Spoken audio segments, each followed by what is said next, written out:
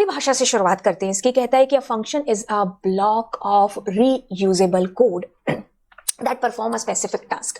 इस पूरी लाइन के अंदर आपको फंक्शन की सारी कहानी बता दी गई है। देखिए क्या चीज़ है, इसको एक बेस्ट एग्जांपल के साथ में समझते हैं।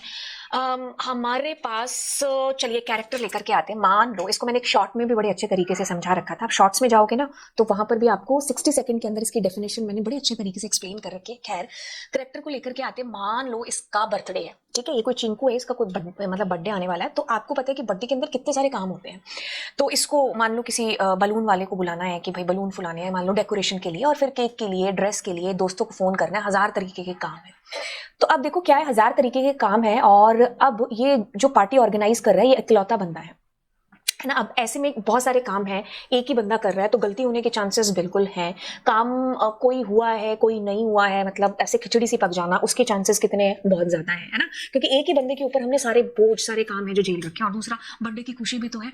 अच्छा, अब यहीं पर ये क्या करता है, थोड़ा सा स्मार्ट काम लेता है। कैसे कि भाई बर्थडे इसका है तो ये चाहता है कि मैं पूरा रिलैक्स रहूं, तो मैं क्या करता हूँ, 4 बंदे हैं जिनको अलग अलग काम सौंप देता हूँ। जैसे जो डेकोरेशन वाला काम था वो मेरे ये वाला भाई कर लेगा, ठीक है। फिर केक वेक का काम है वो मैंने इसको दे दिया, ड्रेस फ्रेस का काम है वो ये कर लेगा, और कोई और दूसरा चौथा पांचवा काम है जैसे मेहमानों को बुलाने वाला है, कॉन्टैक्ट लिस्ट का, वो ये वाला बंदा है जो कर लेगा।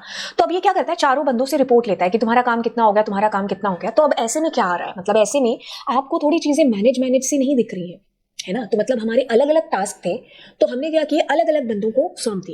अब जिससे मुझे जो काम है ना, मैं उसको कॉल करूंगी और पूछूंगी कि मेहमानों को बुला लिया गया और कितना काम है जो तुम्हारा रह गया, केक वाले से कौन सा केक ऑर्डर किया है, या डेकोरेशन से रिलेटेड।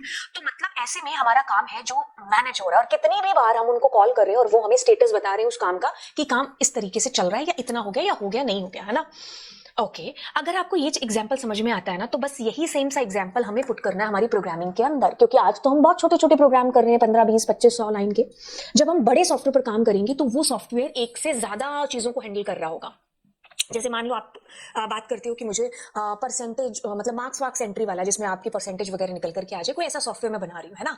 तो इसमें कितने काम हो जाएंगे, पहले मुझे बच्चों के मार्क्स लेने पड़ेंगे, क्लास वाइज उनको मे भी हो सकता है सेटल करना पड़े, उन बच्चों का डेटा मुझे जो है सेव करके रखना हो सकता है ना। तो ऐसे मुझे 50 फंक्शंस, मतलब 50 चीजें हैं जो उसके अंदर करनी होगी। अब मैं ये सारा रायता अगर एक ही जगह फैला करके रखूंगी तो एक टाइम पर आकर के जो मैंने ये कोड बनाया होगा, मैं खुद ही भूल जाऊंगी कि कहां पर परसेंटेज कैलकुलेट हो रही है, कहां पर बच्चों का डेटा एक्सेस किया जा रहा है, कहां पर कौन सी चीज हो रही है, कुछ पता नहीं चलेगा। और मान लो आज तो मैं उस कोड को हैंडल कर रही हूं, कल को कोई चौथा बंदा अगर उस कोड को हैंडल करे तो उसके लिए भी समझना थोड़ा सा मुश्किल हो जाएगा।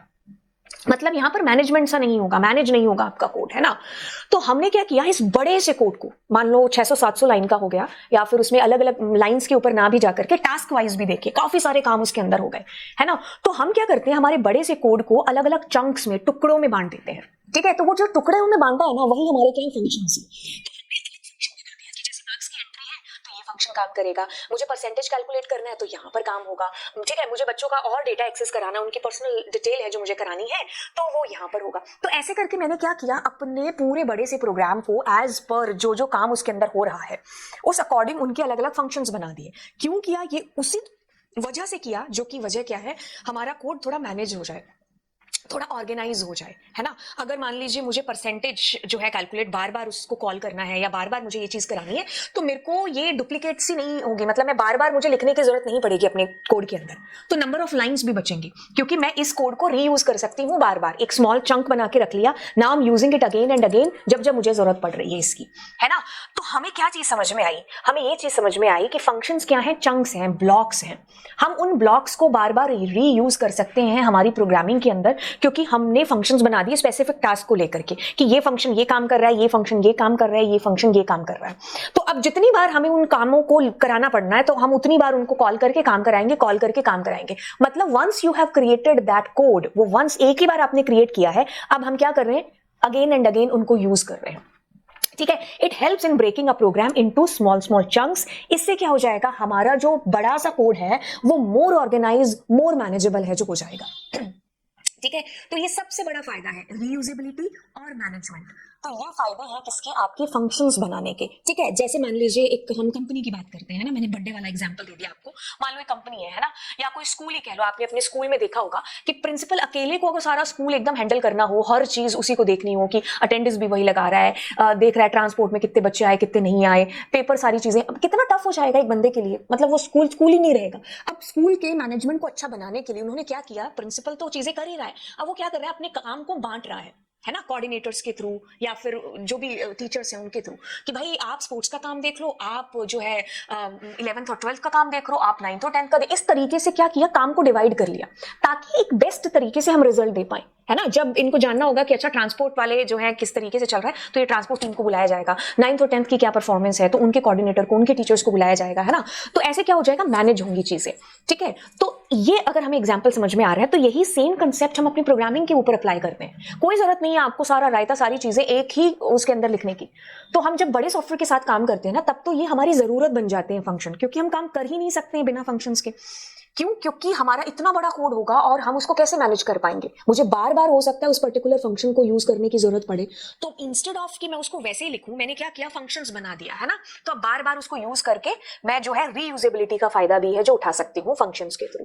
अब फंक्शंस हमारे लिए कोई नया वर्ड नहीं है कि हमने पहली बार इनको सुना है आज ही मैम की क्लास में, या फिर हमारे टीचर ने जब हमें 12th में पढ़ाया था, नहीं।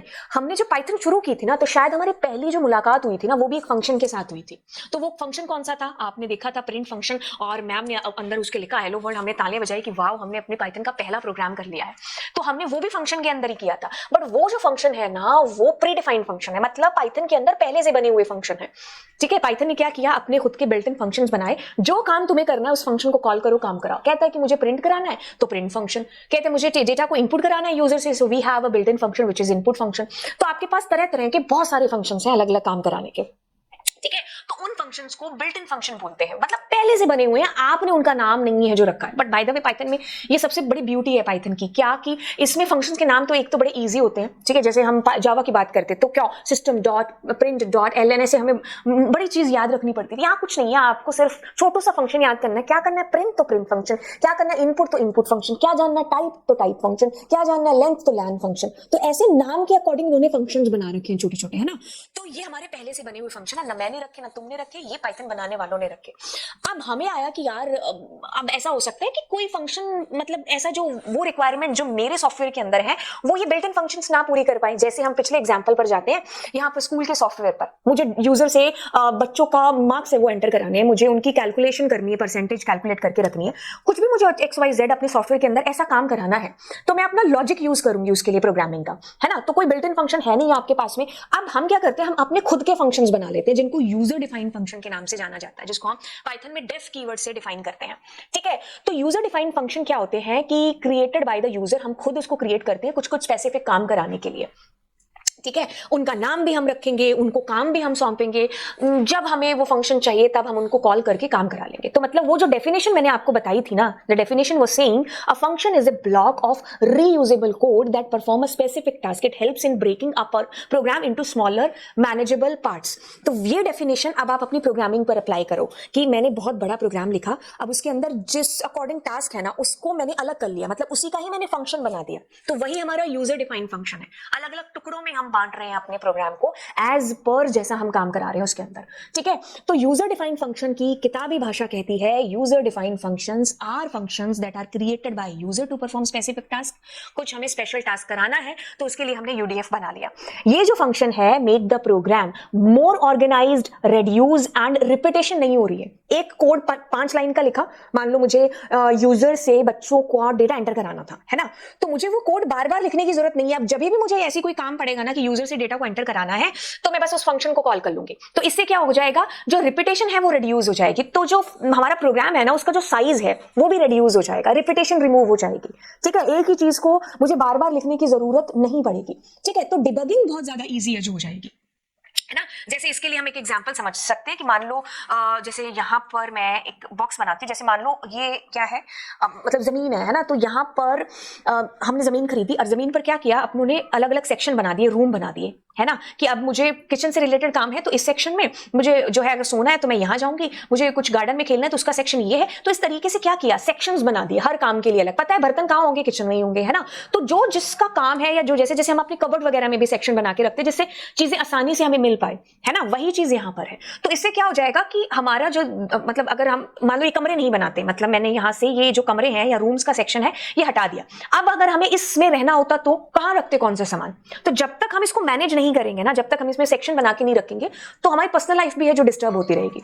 तो मैनेजमेंट हर जगह पर आपका जरूरी है, और इससे क्या होगा, जो एरर्स हैं, जो बग्स हैं, वो कम आएंगी। वही चीज यहां पर है कि हम अपने कोड को बग फ्री बना सकते हैं। हो सकता है थोड़ी बहुत एरर हो, लेकिन हाँ हमें समझ में आ जाएगा कि भाई ये एरर है इस सेक्शन के अंदर, ठीक है। तो हमें ये चीज पता चली कि फंक्शंस के फायदों में फायदा है ऑर्गेनाइज, उसको रीयूज कर सकते हैं, उसको उसकी रिपीटेशंस को है जो रिड्यूस किया जा सकता है, उसको मतलब उसकी बग्स है, डिबग है जो इजियर हो जाएगा हमारे लिए, ठीक है। तो हमारे पास रीयूजेबिलिटी सबसे बड़ा फायदा, make the program easy to manage and debug, ये हमारा दूसरा फायदा। रीयूजेबिलिटी एंड मॉड्यूलरिटी, हम अपने फंक्शन के फायदों में लिख सकते हैं, इसलिए हम फंक्शंस को यूज करते हैं।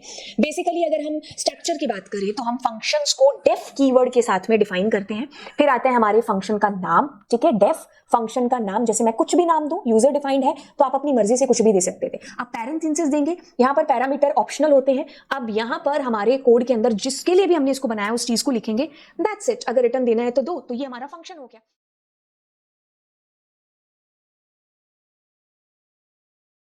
सबसे पहले तो हम डेफ कीवर्ड का यूज करते हैं पाइथन के अंदर। डेफ के बाद में हम लिखते हैं उस फंक्शन का नाम।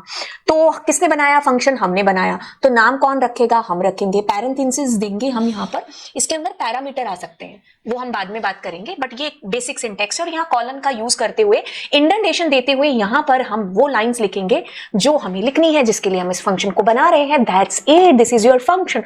आप कहोगे सच में ये फंक्शन हो गया, हो गया। अब देखो क्या चीज है, सिंटेक्स देख लेते हैं हम इसका पूरा जो मैंने बताया।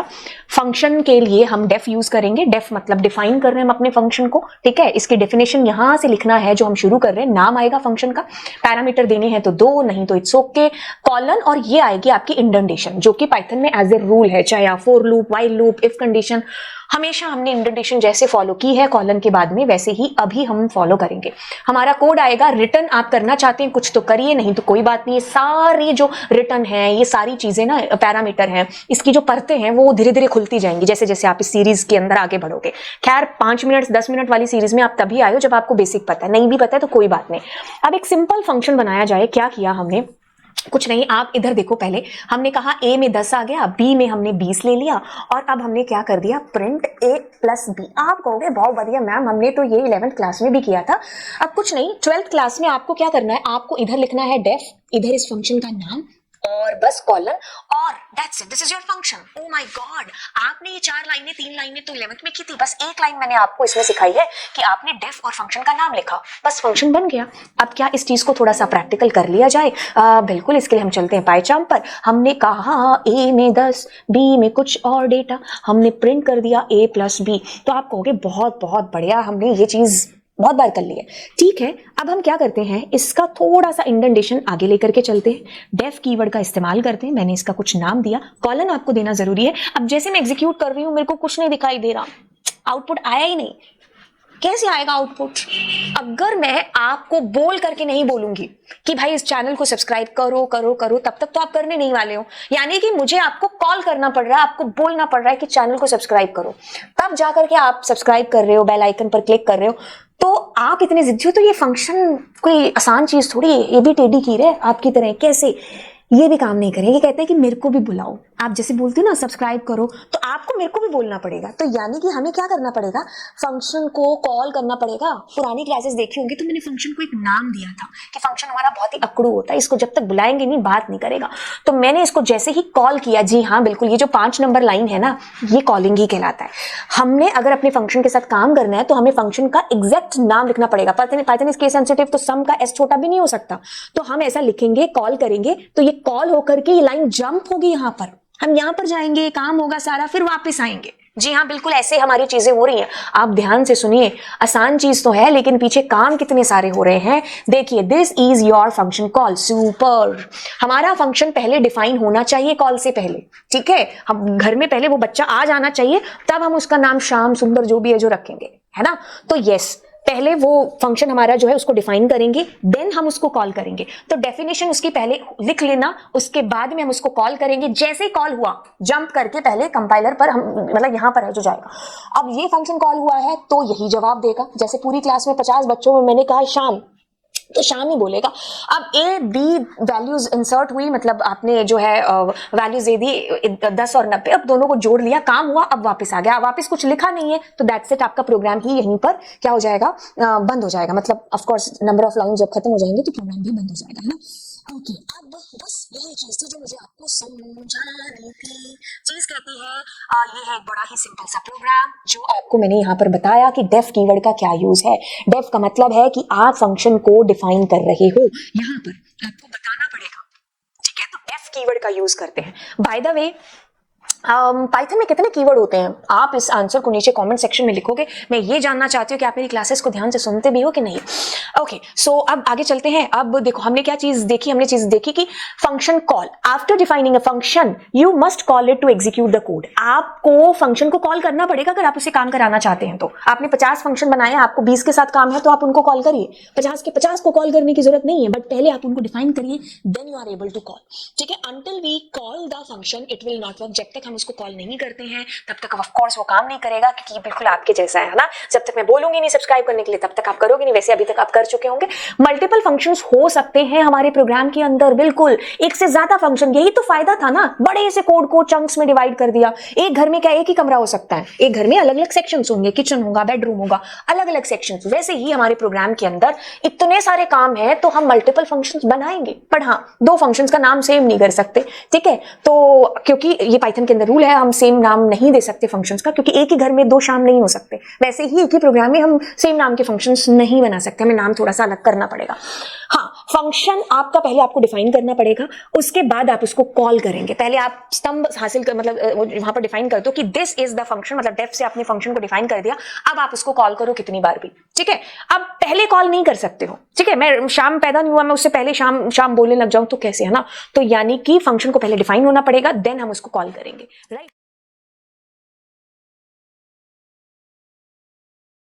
पैरामीटर एंड आर्गुमेंट के अंदर क्या अंतर है। किताबी भाषा पढ़ते हैं क्योंकि यही ज्यादा परेशान करती है। कहता है कि variable in the function definition that acts as a place holder for input values. मैं यहां पर एक चीज अंडरलाइन करूंगी, that is what a variable in the function definition. Function की डेफिनेशन कहां पर होती है, वहीं पर हमारे पैरामीटर होते हैं। क्या होते हैं, वहीं पर हमारे पैरामीटर होते हैं।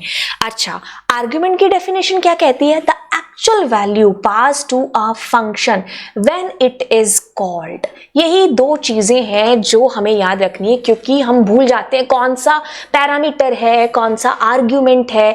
बस इसी चीज को मैं पहले कीप रखूंगी। अब मैं क्या करती हूं, यहां पर आती हूं।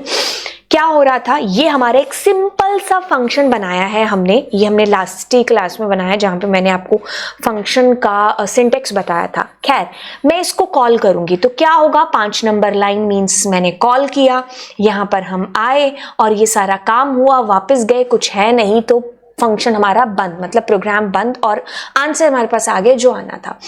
अब मैं क्या करती हूँ, अब मैं काम करती हूँ, दैट इज व्हाट, मैंने इन ए और बी को यहां पर डिक्लेयर नहीं किया, मैंने क्या किया, बाहर कर लिया, मतलब फंक्शन की बॉडी के बाहर। दिस इज फंक्शंस बॉडी, ये मैंने इसको बंद किया। देखो ये फंक्शन की बॉडी, इसके अंदर कोई भी आप कितनी 50,000 10 कितनी भी लाइनें लिखो, जो भी आपको करनी है। मैंने सिर्फ एक लाइन लिखी which is what a plus b की लाइन। अब मैंने बाहर ये 2 वेरिएबल्स डिक्लेयर कर लिए। आप ये डिक्लेयर भी मत करो, चलो वेरिएबल्स, आप क्या कर रहे हो, ये जो 10 और 20 था ना, यहां पर आप पास कर रहे हो। सुनिए ध्यान से, क्या किया आपने, कैसे चीजें चलेंगी, रट्टा नहीं मारना है चीजों का, सीखते हुए जाना है। तभी तो आपने ये प्रैक्टिकल सब्जेक्ट लिया है, क्योंकि प्रैक्टिकल का मतलब ही यही है, लर्निंग। 4 नंबर लाइन के अंदर आए, यहां पता चला कि हम कॉल कर रहे हैं, यहां पर हमने 2 वैल्यूज दे दी। 10 और 20। अब ये क्या है, ये है फंक्शन कॉल। वापस जाते हैं किताबी भाषा को कुरेदते हैं, कहता है कि the actual value pass to the function when it is called. तो ये क्या हो गए, ये हमारे आर्ग्यूमेंट्स हो गए। मतलब ये जो 10 और 20 भाई साहब है ना, दीज आर आर्ग्यूमेंट्स। ओके, अब क्या चीज होने वाली है, ध्यान से सुनिए। कैसे सुनोगे, ध्यान से। अब ये 10 जाएगा, अब ये 20 जाएगा। यस, क्या चीज होगी, ध्यान से ध्यान से ध्यान से। अब मैं यहां पर A, B लगा रही हूं, तो क्या चीज होगी, एक सेकेंड, इसकी लाइनें मैं थोड़ी सी और यहां पर दोबारा बनाती हूं। क्या, ये जो है ये इसमें जाएगा, रिस्पेक्टिवली ये इसमें जाएगा। ठीक है, तो ये 10 और 20 क्या हो गई, ये वैल्यूज मेरी आर्ग्यूमेंट हो गई। अब मैं जिसमें ये पास कर रही हूं, ये जो A और B है, जो कि किसमें था, फंक्शन डेफिनेशन में, ये मेरे पैरामीटर्स हैं। आई बात समझ में, क्या है, किताबी भाषा को कुरेदते हैं, कहता है कि a variable in the function definition that acts as a place holder, क्योंकि ये वैल्यूज को ले रहे हैं, ठीक है, फॉर इनपुट वैल्यूज। देखो ये एक तरीके से खिलाड़ी खड़े हैं, ठीक है, तो 10 और 20 है, 10 कैच किया A नंबर खिलाड़ी ने, मतलब A ने, और B ने 20 को कैच कर लिया, ठीक है, तो ये हमारे पैरामीटर हैं। फंक्शन डेफिनेशन में ये जो A और B है, या कुछ भी आपने लिखा है, दे आर कॉल्ड पैरामीटर्स। और जो फंक्शन जो कॉल के अंदर है, वो आपके आर्ग्यूमेंट्स होते हैं। ये आपको चीज याद रखनी है। अब इसका शॉर्ट ट्रिक बताऊं, जब आप ABCD पढ़ते हो, है ना, अल्फाबेट पढ़ते हो, कभी बचपन में हमारी मैम ने हमें सिखाया था ABCDEF, तो सबसे पहले कौन आया था, A आया था, तो A फॉर आर्ग्यूमेंट ये पहले आएगा, क्योंकि ये पहले चलेगी ना, कॉल पहले होगा, तो A फॉर आर्ग्यूमेंट पहले है, ठीक है। और फिर हम जब कॉल करके यहां गए, तो इसके पीछे इसके बाद में P फॉर पैरामीटर आ गए, ठीक है, तो ये A और B हमारे पैरामीटर्स हैं। बस ये डेफिनेशन हमें याद रखनी है। डेफिनेशन कहती है पैरामीटर्स एंड आर्ग्यूमेंट्स, जो फंक्शन डेफिनेशन में है वो P से पैरामीटर हो गए, और जो फंक्शन कॉल में है वो हमारे आर्ग्यूमेंट्स हो गए, ठीक है। तो ये डेफिनेशन थी। अब इसके बाद में एक और कंफ्यूजन आता है बच्चों को, जो कि एक्चुअल पैरामीटर और फॉर्मल पैरामीटर।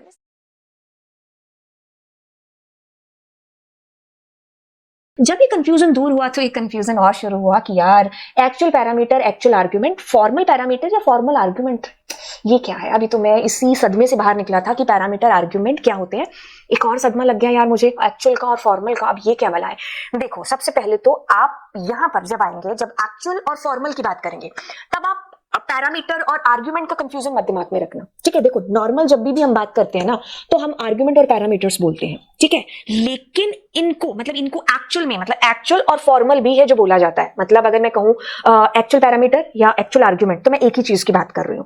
अगर मैंने कहा फॉर्मल पैरामीटर या फॉर्मल आर्ग्यूमेंट, तो मैं एक ही चीज की बात कर रही हूं। ये टेंशन मत लो कि एक्चुअल के पीछे आर्ग्यूमेंट लग रहा है, कभी उसके पीछे ये पैरामीटर लग रहा है, उसके ऊपर ध्यान नहीं जाना चाहिए आपका जाना चाहिए एक्चुअल और फॉर्मल के ऊपर, ठीक है। बाकी जो पैरामीटर आर्ग्यूमेंट का अंतर है ना, वो तो वही है जो है बात आपको ध्यान से ये सुननी है कि आपको एक्चुअल और फॉर्मल के ऊपर ज्यादा ध्यान है जो यहाँ पर देना है कि दोनों में क्या अंतर है, ठीक है। मतलब कहने में हम एक्चुअल पैरामीटर, एक्चुअल ये आर्ग्यूमेंट बोल देते हैं, फॉर्मल पैरामीटर और फॉर्मल आर्ग्यूमेंट बोल देते हैं, ठीक है।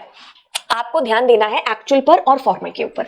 चलिए पहले किताबी भाषा पढ़ लेते हैं, क्योंकि यहीं से कंफ्यूजन शुरू होता है। कहते हैं कि एक्चुअल पैरामीटर जो कि हमारे आर्ग्यूमेंट्स भी है, एक्चुअल आर्ग्यूमेंट भी है और एक्चुअल पैरामीटर भी है। ये एक्चुअल की बात कर रहे हैं हम। एक्चुअल में कहता है कि the real value pass to the function during a function call, ठीक है, ओके, मान लिया। क्या मैंने यहां पर अंडरलाइन करना है, किसको, फंक्शन कॉल को। कहते हैं कि फॉर्मल पैरामीटर या फिर formal argument, the place holders define in the function to receive the actual parameter, कहां पर, फंक्शन की डेफिनेशन में, defined in the function to receive, यही कीवर्ड्स हैं जो हमें पेपर में भूलने नहीं है, राइट, ओके। तो यहां पर चलते हैं। अब देखो जब हम नॉर्मली बात करते हैं सिर्फ आर्ग्यूमेंट्स की और सिर्फ पैरामीटर्स की, तो मैंने कहा कि आर्ग्यूमेंट जो फंक्शन कॉल में यूज होती है वो आपके एक्चुअल वैल्यूज हैं और ये आपके आर्ग्यूमेंट्स हैं, और पैरामीटर्स हमारे कौन से होंगे, ये A और B, ठीक है।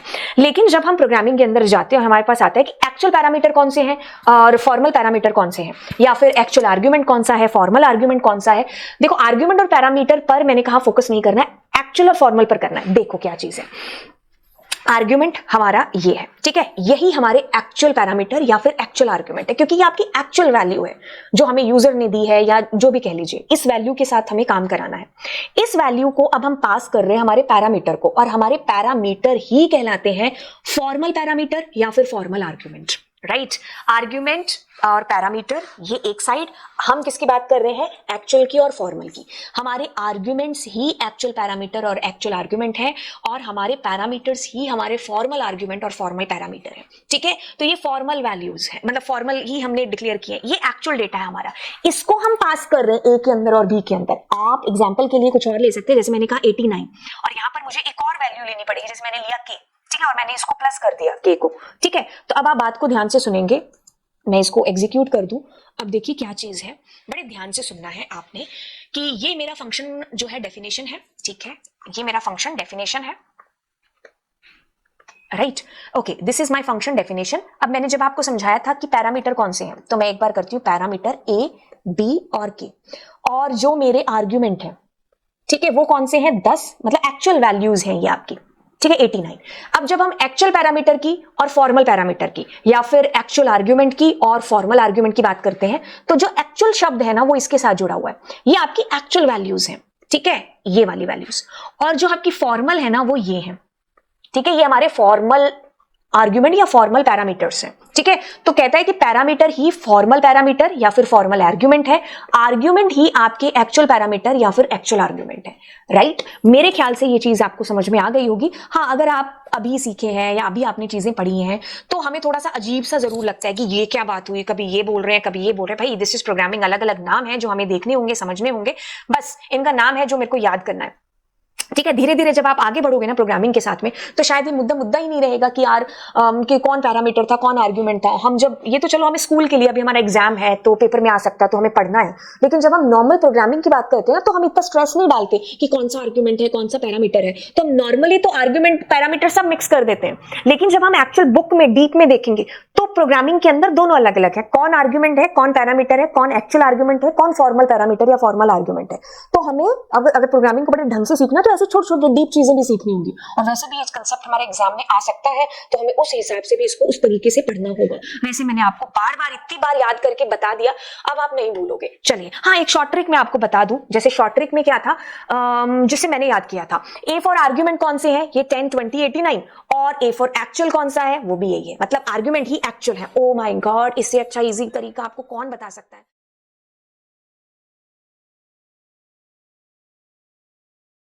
ओके, सो रिटर्न क्या है पाइथन के अंदर जब हम फंक्शंस में इसका यूज करते हैं। अच्छा, फंक्शन को, पाइथन को, सारी चीजों को एक बार साइड में रख दो, बस रिटर्न वर्ड है ना जो, इसको पकड़ो कि हमारी एक आम सी लाइफ के अंदर, अगर मैं रिटर्न, जिसको प्रोग्रामिंग नहीं भी आती, they don't know about Python, user defined function, कुछ नहीं पता, मैं बस एक रिटर्न वर्ड है किसी के सामने बोलती हूँ तो मैं कब बोलती हूँ, हमने कुछ अमेजोन से, फ्लिपकार्ट से कोई चीज मंगवाई, कोई XYZ रीजन की वजह से, अब हमें वो पसंद नहीं आई और हम उसको क्या करते हैं, कौन सी रिक्वेस्ट डालते हैं, रिटर्न की, है ना। कोई मान लो मार्स पे गया तो वहां से वो गया तो अब क्या हो रहा है, रिटर्न हो रहा है। कोई मून पे गया तो वहां से क्या हो रहा है, रिटर्न हो रहा है। मैं ऐसे उठपटांग से एग्जांपल इसलिए दे रही हूँ ताकि चीजें हमें समझ में आए कि मैं क्या कहना चाह रही हूँ, आप रिलेट कर पाओ इस वर्ड को प्रोग्रामिंग के साथ। तो रिटर्न मतलब कोई चीज का वापस आना, वापस कब आएगी, जब हमने कुछ दिया होगा, है ना, कुछ परफॉर्म हुई होगी चीज, उसके बाद में वो चीज है जो हमारे पास वापस आ रही है, रिटर्न हो रही है, ठीक है, किसी की वापसी। अब ये वापसी वाली चीज है ना जो यहाँ पर कैसे हम यूज करेंगे, इसको हम लोग देखते हैं। मैं सिंगल वैल्यू, मल्टीपल वैल्यू कैसे रिटर्न होती है, वो सारी चीजें आपको बताती हूँ। सबसे पहले एक बेसिक सा फंक्शन बनाते हैं, जैसे मैंने कहा डिस्प्ले, ऐड या एडिशन, कुछ भी मैंने यहाँ पर कर दिया। अब मैं कोई वैल्यू ले रही हूँ, अब मैं कोई और नंबर ले रही हूँ, और मैंने क्या किया, इन दोनों को जोड़ा, घटाया, कोई फर्क नहीं पड़ता क्योंकि हम यहाँ पर रिटर्न का मकसद जानने आए हैं। अब मैंने इसको प्रिंट कराया तो आपके सामने 100 आ गया। आपको पता है दिस इज व्हाट, ये फंक्शन की कॉल है, ये फंक्शन डिफाइन हुआ है, ये फंक्शन की बॉडी के अंदर 4-5 आपने लाइनें लिखी और काम हो गया आपका। अब मैं ये चाह रही हूं कि आप ना क्या करो, कॉल हुआ, कॉल करके आपने दोनों का एडिशन कराया ना, आप यहां पर प्रिंट मत कराओ, मुझे वो आंसर वापस चाहिए। कोई भी रीजन हो सकता है, मुझे उसको दोबारा प्रिंट कराना है, मतलब वापस करा के यहाँ प्रिंट कराना है, या मुझे उससे कोई स्क्वायर रूट जानना है, या मुझे कुछ भी काम उसके साथ हो सकता है। आई डोंट वांट कि आप यहाँ पर उसका आंसर है जो प्रिंट कराओ। तो आप क्या करो, किसी वेरिएबल में आपने स्टोर कर दिया, अब आप यहाँ पर रिटर्न कीवर्ड का यूज करेंगे। और अब क्या हो रहा है, बहुत सारे बच्चे यहाँ पर इस चीज को रिलेट करेंगे, क्योंकि वो क्या करते हैं, रिटर्न में और प्रिंट में सोचते हैं कि रिटर्न का काम भी वही है जो प्रिंट का काम है और प्रिंट का काम भी वही है जो रिटर्न, नहीं, रिटर्न कीवर्ड है, प्रिंट एक फंक्शन है जिसका काम है प्रिंट करना। रिटर्न का काम is not to print something, return का काम है आपको रिटर्न करना आपका आंसर, ठीक है। तो इसने एक तरीके से कैच पकड़ाया, किसको? जिसने कॉल किया, जिसने कॉल किया, डिस्प्ले ने कॉल किया ना, डिस्प्ले ऐड ने, तो इसको इसने क्या किया? आंसर वापस कैच करवा दिया। अब ये रिसीव कैसे करेगा? कोई भी रिसीव करने के लिए हमें वैल्यू यहां पर ऐसे डालनी होती है, मैं कुछ भी, जैसे मैंने t इज इक्वल टू डाला, इसने कैच किया। अब रिसीव इस t के थ्रू होगा, क्योंकि एक आम तौर पर अगर हम वेरिएबल डिक्लेयर करते हैं तो मैं t इज इक्वल टू 90 ऐसे लिखूंगी, है ना। तो अब मैं क्या कहने की कोशिश कर रही हूं, बातों को ध्यान से सुनिए। बातें यहां पर कुछ इस तरीके से आती हैं कि क्या हुआ, हमने यहां से फंक्शन कॉल किया, ये फंक्शन कॉल हुआ, चाहे 50 और फंक्शन हो कोई फर्क नहीं पड़ता, हमने जिसको कॉल किया वो काम करेगा। दोनों में वैल्यू असाइन होती है, जुड़ करके आंसर आपका रिटर्न होता है, किसको? इसको। अब ये आंसर रिटर्न होकर के इस टी में स्टोर हो गया। अब इस टी को आप प्रिंट कराओ, आप मल्टीप्लाई कराओ, आप दुनिया की कोई भी चीज कराओ, क्या फर्क पड़ता है, आपके पास आपका आंसर वापस आ चुका। आर यू गेटिंग गाइस क्या चीज है? रिटर्न का मतलब कभी भी नहीं है कि आप कुछ प्रिंट करा रहे हो, रिटर्न का मतलब आपका जवाब, आपका आंसर आपको वापस दिया जा रहा है।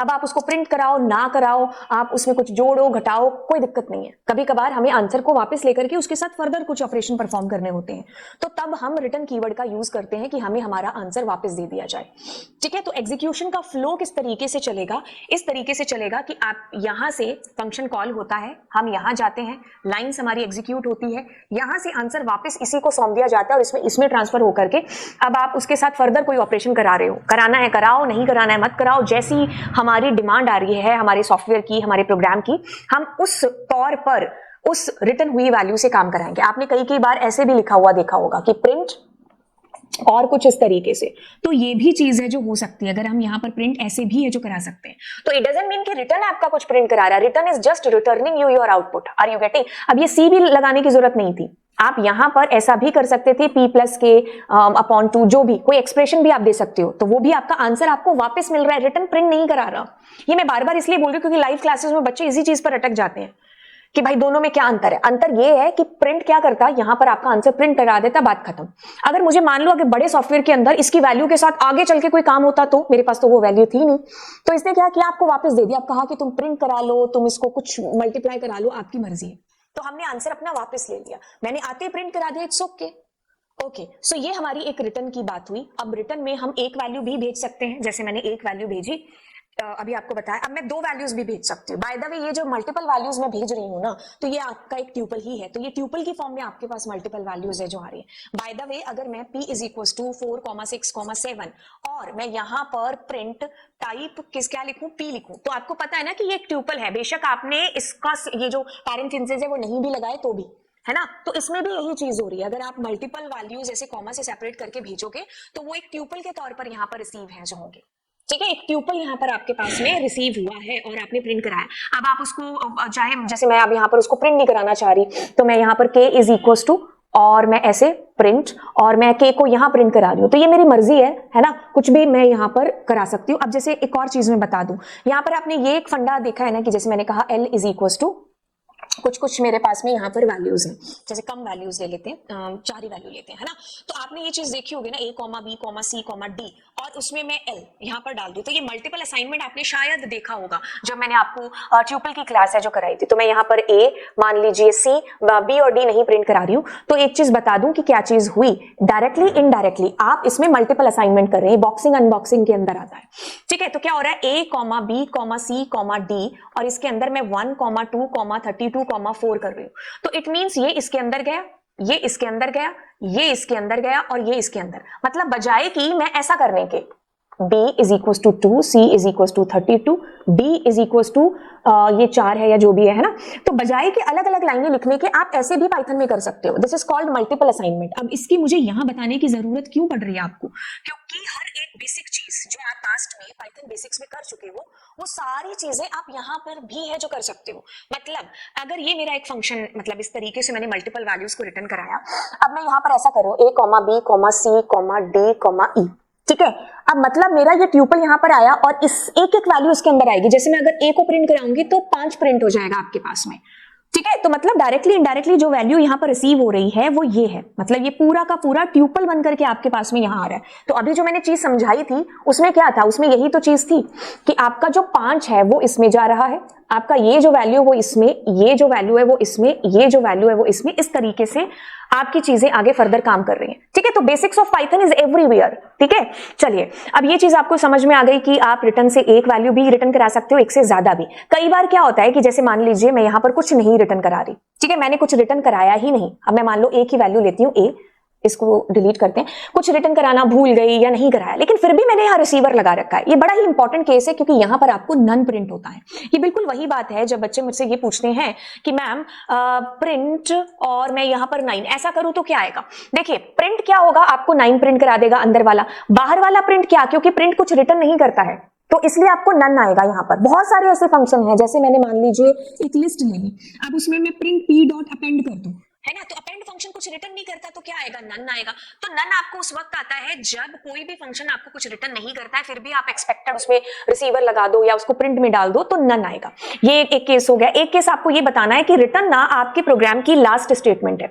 जैसे मैंने यहां पर कर दिया रिटर्न 9, तो आपको पता है कि रिटर्न 9 हो जाएगा, लेकिन मान लो मैं यहां पर कर दूं print I am after return. ठीक है। अब मैं इसको एग्जीक्यूट करने की कोशिश करूं तो इकलौती 5 नंबर लाइन ऐसी होगी जिसको हमारा कंपाइलर एग्जीक्यूट ही नहीं करेगा, जिसको हमारा कंपाइलर एग्जीक्यूट ही नहीं करेगा। समझ में आई चीज। अगर मैं इसका कैपिटल पी करके इसको एग्जीक्यूट करती हूं तो आप एक चीज पाओगे कि ये अगर बेसिक्स ऑफ पाइथन में आप इसको लिखोगे, मतलब अगर यही सेम चीज मैं ऐसे लिखती हूं तो मेरे को एरर आएगी कि यार ये क्या है, आपने गलत लिखा है। बट अगर मैं यही चीज कुछ इस तरीके से करूं कि रिटर्न के बाद में, तो ये चेक ही नहीं हो रहा है। तो ये यहां तक हमारा जो इंटरप्रेटर है, क्योंकि Python is an interpret language, एक के बाद एक जो है आपका स्टेटमेंट एग्जीक्यूट होता है, तो यहाँ 5 नंबर लाइन तक तो हमारा इंटरप्रेटर पहुंच ही नहीं पाया, है ना। 4 नंबर लाइन से ही हम रिटर्न हो गए। तो रिटर्न आपके प्रोग्राम के अंदर आपने फंक्शन में जहां पर भी लिखा है that is end of the function. मतलब यहाँ ये एक ऐसा पत्थर है कि जिससे आप टक्कर खा करके डायरेक्ट जहां पर आपको कॉल किया गया था ना, तो आप वहां पर पहुंचोगे। तो return is the last statement of your function. तो मैंने सारे केसेस आपके पास रिटर्न के अंदर जितने भी आते थे वो मैंने आपको बता दिए।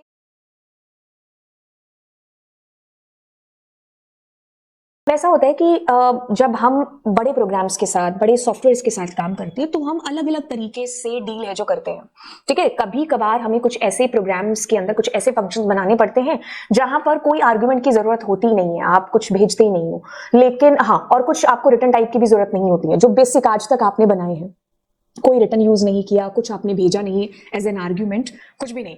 अब आपको कभी ऐसी भी नीड है जो पड़ सकती है कि आप आर्ग्यूमेंट भेजो बट आपको कुछ रिटर्न करने की नीड ही ना पड़े। मतलब आपने कोई ऐसा, मतलब आप कोई ऐसा सॉफ्टवेयर है जो बना रहे हो जिसके अंदर आप फंक्शन के अंदर कुछ डेटा भेज रहे हो बट आपको जरूरत नहीं है उसके आउटपुट को वापस लेने की, तो आप उसमें रिटर्न यूज ही नहीं कर रहे हो। तो मतलब ऐसा भी हो सकता है, कोई ऐसे रिस्ट्रिक्शंस नहीं है कि रिटर्न हर बार लगेगा या रिटर्न नहीं लगता है या आर्ग्यूमेंट्स हर बार भेजने जरूरी ही है। तो ये उस चीज को बताने के लिए है कि क्या टाइप ऑफ आर्ग्यूमेंट और रिटर्न, मतलब आपस में कितने कॉम्बिनेशन बैठ सकते हैं, है ना।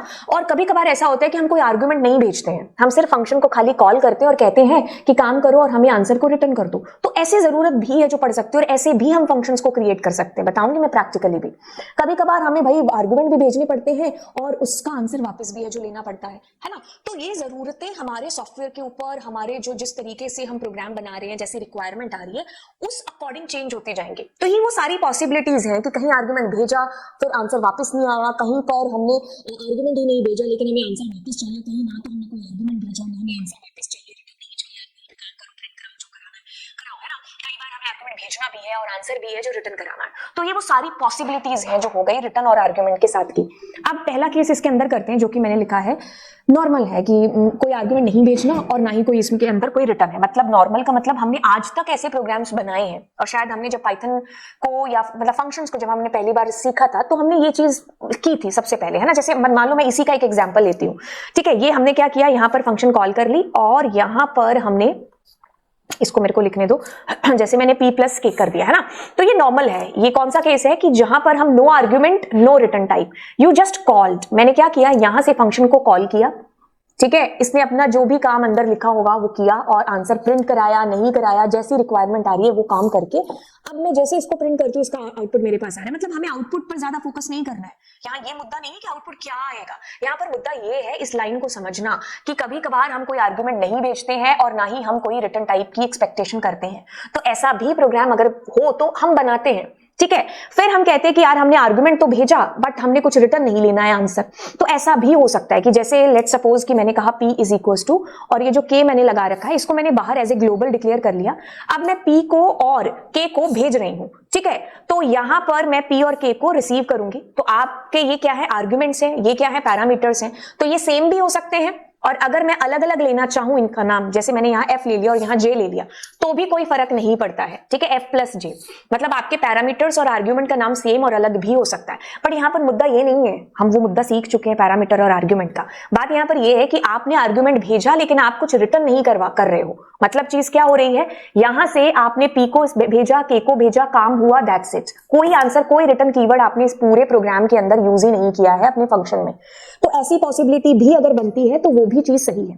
फिर ऐसी पॉसिबिलिटी कि आप कुछ आर्ग्यूमेंट ना भेजो, मतलब आपने यहां से कुछ भी नहीं भेजा लेकिन आप चाहते हो कि यहां पर जैसे मैंने G में 90 और P में 99 ऐसा कुछ देख लिया, ठीक है। अब मैं क्या कर रही हूँ, रिटर्न कर रही हूँ यहाँ से उनका आंसर J प्लस P या जो भी मेरे को आंसर चाहिए, ठीक है। तो अब मैंने क्या किया, यहाँ से मतलब मैंने कोई आर्गुमेंट नहीं भेजे, अब मैं यहाँ रिसीवर लगा देती हूँ P या कोई भी, और मैं इसको आंसर को प्रिंट कर लेती हूँ। मतलब इसमें मुद्दा क्या था कि there is no return, there is no argument but we have a return. मतलब हमें कभी ऐसी जरूरत भी पड़ सकती है कि हम कोई आर्गुमेंट देना लेकिन हमें वहां से आंसर है जो वापस आए, तो ऐसी जरूरत पड़ती है तब हम ऐसे भी प्रोग्राम से जो बनाते हैं। अब जब हमें कभी आर्गुमेंट भेजने पड़े और वहां से रिटर्न की आवश्यकता भी है जो पड़े, तो उस केस के लिए भी जो है अगर ऐसा कभी रिक्वायरमेंट आएगी तो वैसा केस भी है जो पाइथन प्रोग्रामिंग के अंदर हो सकता है। तो मैंने कहा J, P, तो ये जो मेरी वैल्यू है ये जहां यहां पर गई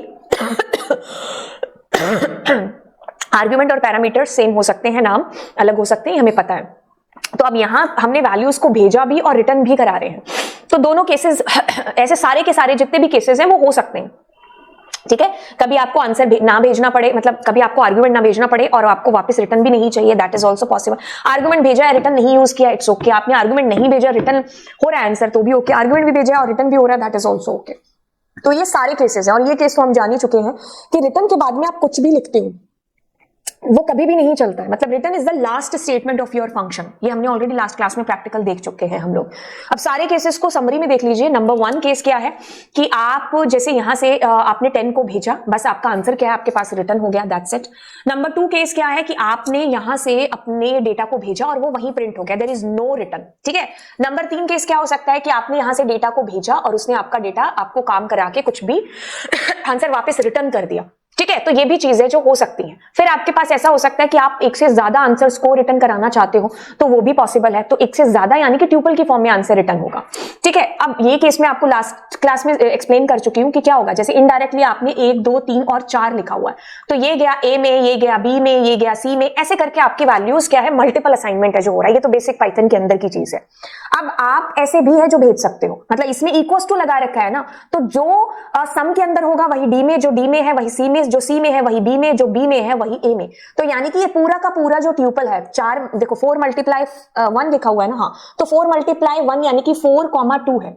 तो ये जो सेट है ये इसमें भी जाएगा, इसमें भी, इसमें भी, इसमें भी, और इसमें तो रिसीव हुआ ही है। तो इक्वल्स टू का मतलब है कि सब में वैल्यूज इक्वल्स टू सेम होगी, बट कॉमा लगाने से मल्टीपल अलग अलग वैल्यूज असाइन हो जाती हैं, ठीक है। ये बेसिक्स ऑफ पाइथन की चीज है, मैंने बस उस तड़के को यहां पर लगाया है इसके अंदर।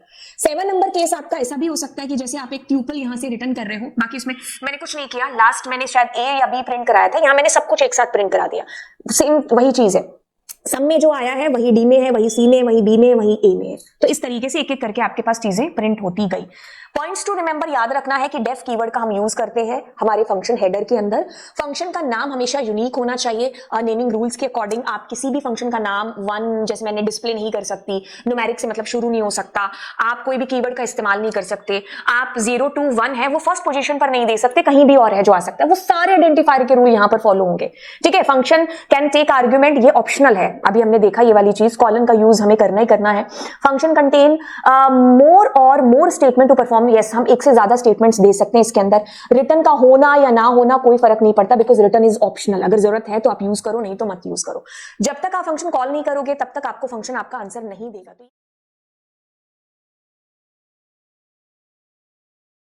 आर्गुमेंट्स के साथ में the most important concept Python के अंदर जब हम यूजर डिफाइंड फंक्शंस को पढ़ रहे होते हैं तो ये जो टाइप्स ऑफ आर्ग्यूमेंट्स है बड़ा परेशान करते हैं और ये कभी कभार एमसीक्यूज के अंदर हमसे पूछ लिया जाता है। अब बड़े क्वेश्चंस में तो खैर आपके पास नहीं आता है ये, लेकिन हाँ छोटे क्वेश्चंस में एमसीक्यूज में ट्रू फॉल्स के अंदर आपसे पूछा जा सकता है और हो सकता है आपके एक्सटर्नल आपसे पूछ ले, है ना।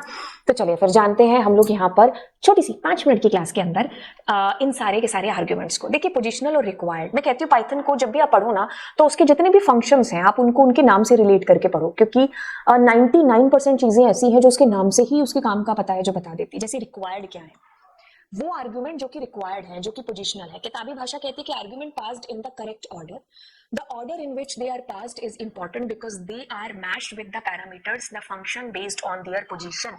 ये जो चीज है ये आपने बहुत मतलब आप कह लो अभी तक जितने भी आप फंक्शंस बना चुके हो और उसमें आपने आर्गुमेंट भेजा नहीं भेजा, जितने भी आपने बनाए हैं ना आर्गुमेंट्स भेजने वाले हैं ना, उनके साथ आपने मतलब वो आपके रिक्वायर्ड थे, वो आपके पोजिशनल थे। अभी तक आपने जितने भी प्रोग्राम्स आर्गुमेंट्स वाले बनाए, मैंने क्या बोला, वो सारे के सारे रिक्वायर्ड पोजिशनल थे। ये जो 2 लाइनें इनका क्या मतलब है कि आर्गुमेंट करेक्ट ऑर्डर में भेजने चाहिए, जो आर्गुमेंट आपने भेजा है वही आपके पैरामीटर के अंदर वही रिस्पेक्टिव जो मतलब आपने आइडेंटिफाई डिक्लेयर कर रखा है उसी के अंदर वैल्यू है जो आपकी जाएगी। बात क्या हो रही है, इसी एग्जाम्पल को देख लेते हैं। देखो इसके अंदर क्या है, ये आपके ग्लोबल आपने जो 2 वेरिएबल डिक्लेयर किए, अब इनकी वैल्यू आप पास कर रहे हो। ये क्या है, फंक्शन कॉल के अंदर आपके आर्ग्यूमेंट्स है और इन्हीं को एक्चुअल आर्ग्यूमेंट या एक्चुअल पैरामीटर भी बोला जाता है। अब देखो जे की वैल्यू जे में जाएगी, पी की वैल्यू पी में जाएगी। अब ऐसा नहीं है कि ये जे है तो इसलिए जे में जाएगी, ये पी है तो नहीं, ये इसलिए है क्योंकि ये सीक्वेंस वाइज जाएंगे। जैसे मैंने अगर यहाँ पी कॉमा जे लिखा है तो भी जे की वैल्यू पहले वाले में जाएगी, बेशक वहां पी है, क्योंकि आर्ग्यूमेंट और पैरामीटर के नाम अलग अलग हो सकते हैं। एक्चुअल आर्ग्यूमेंट, फॉर्मल पैरामीटर या फॉर्मल आर्ग्यूमेंट जो भी आपका, उनके नाम अलग अलग या सेम भी हो सकते हैं। तो ये सीक्वेंस देखिए, अब जे की वैल्यू पी में गई और पी की वैल्यू जे में गई, तो ये सीक्वेंस है इसी ऑर्डर में। अब देखो आपने ऑर्डर के साथ गड़बड़ी कर दी क्या कहा आपने, इधर से तो एक वैल्यू भेजी बट उधर 2 जनों को रिसीवर डाल दिया, है ना, तो अब आपको एरर आ जाएगी। या फिर आपने उल्टा कर दिया, मतलब आप कह लो कि यहां पर 2 ही वैल्यू थी, उधर आपने 1 लगा दिया, बात तो वही पड़ जाएगी। तो आपको टाइप एरर यहां पर है जो दे देगा। तो वही चीज आपको इसके अंदर बोली है, the order in which they are passed, जिस ऑर्डर में वो पास हुए हैं उसी ऑर्डर में उनको रिसीव करना जरूरी है। ठीक है, तो आर्ग्यूमेंट्स मैच होंगे कि नंबर ऑफ आर्ग्यूमेंट्स और पैरामीटर सेम है, तो जिस सीक्वेंस में भेजा है पहले वाला पहले से, दूसरे वाला दूसरे को, ठीक है, ऐसे कैच करवाएगा वैल्यूज। जैसे मैंने यहां पर एग्जांपल दिया कि यहां पर आपने क्या कहा, ए गया इसमें, बी गया इसमें, ठीक है, तो ए में ये वैल्यू चली गई और बी में ये वाली, मतलब बी में ये और ए में ये वाली वैल्यू चली गई। अगर मिसमैच होता, अगर आप ए की वैल्यू भेजते या वहां पर 3 रिसीवर खड़े कर देते तो आपको एरर है जो आ जाती। तो ये आपके रिक्वायर्ड है, जरूरी है, पोजिशनल, इन्हीं को बोला जाता है। अब आते हैं डिफॉल्ट, कि डिफॉल्ट मान लीजिए आपको पता ही नहीं है कि कौन सी वैल्यू आपने, मतलब आपको वैल्यू देनी है कि नहीं देनी है, मतलब आपने वैल्यू नहीं दी है, तो डिफॉल्ट वैल्यू आपकी उस वक्त काम आती। किताबी भाषा कहती है कि provide a default value if no argument is passed, तो उस वक्त आपको कम से कम एरर नहीं आएगी।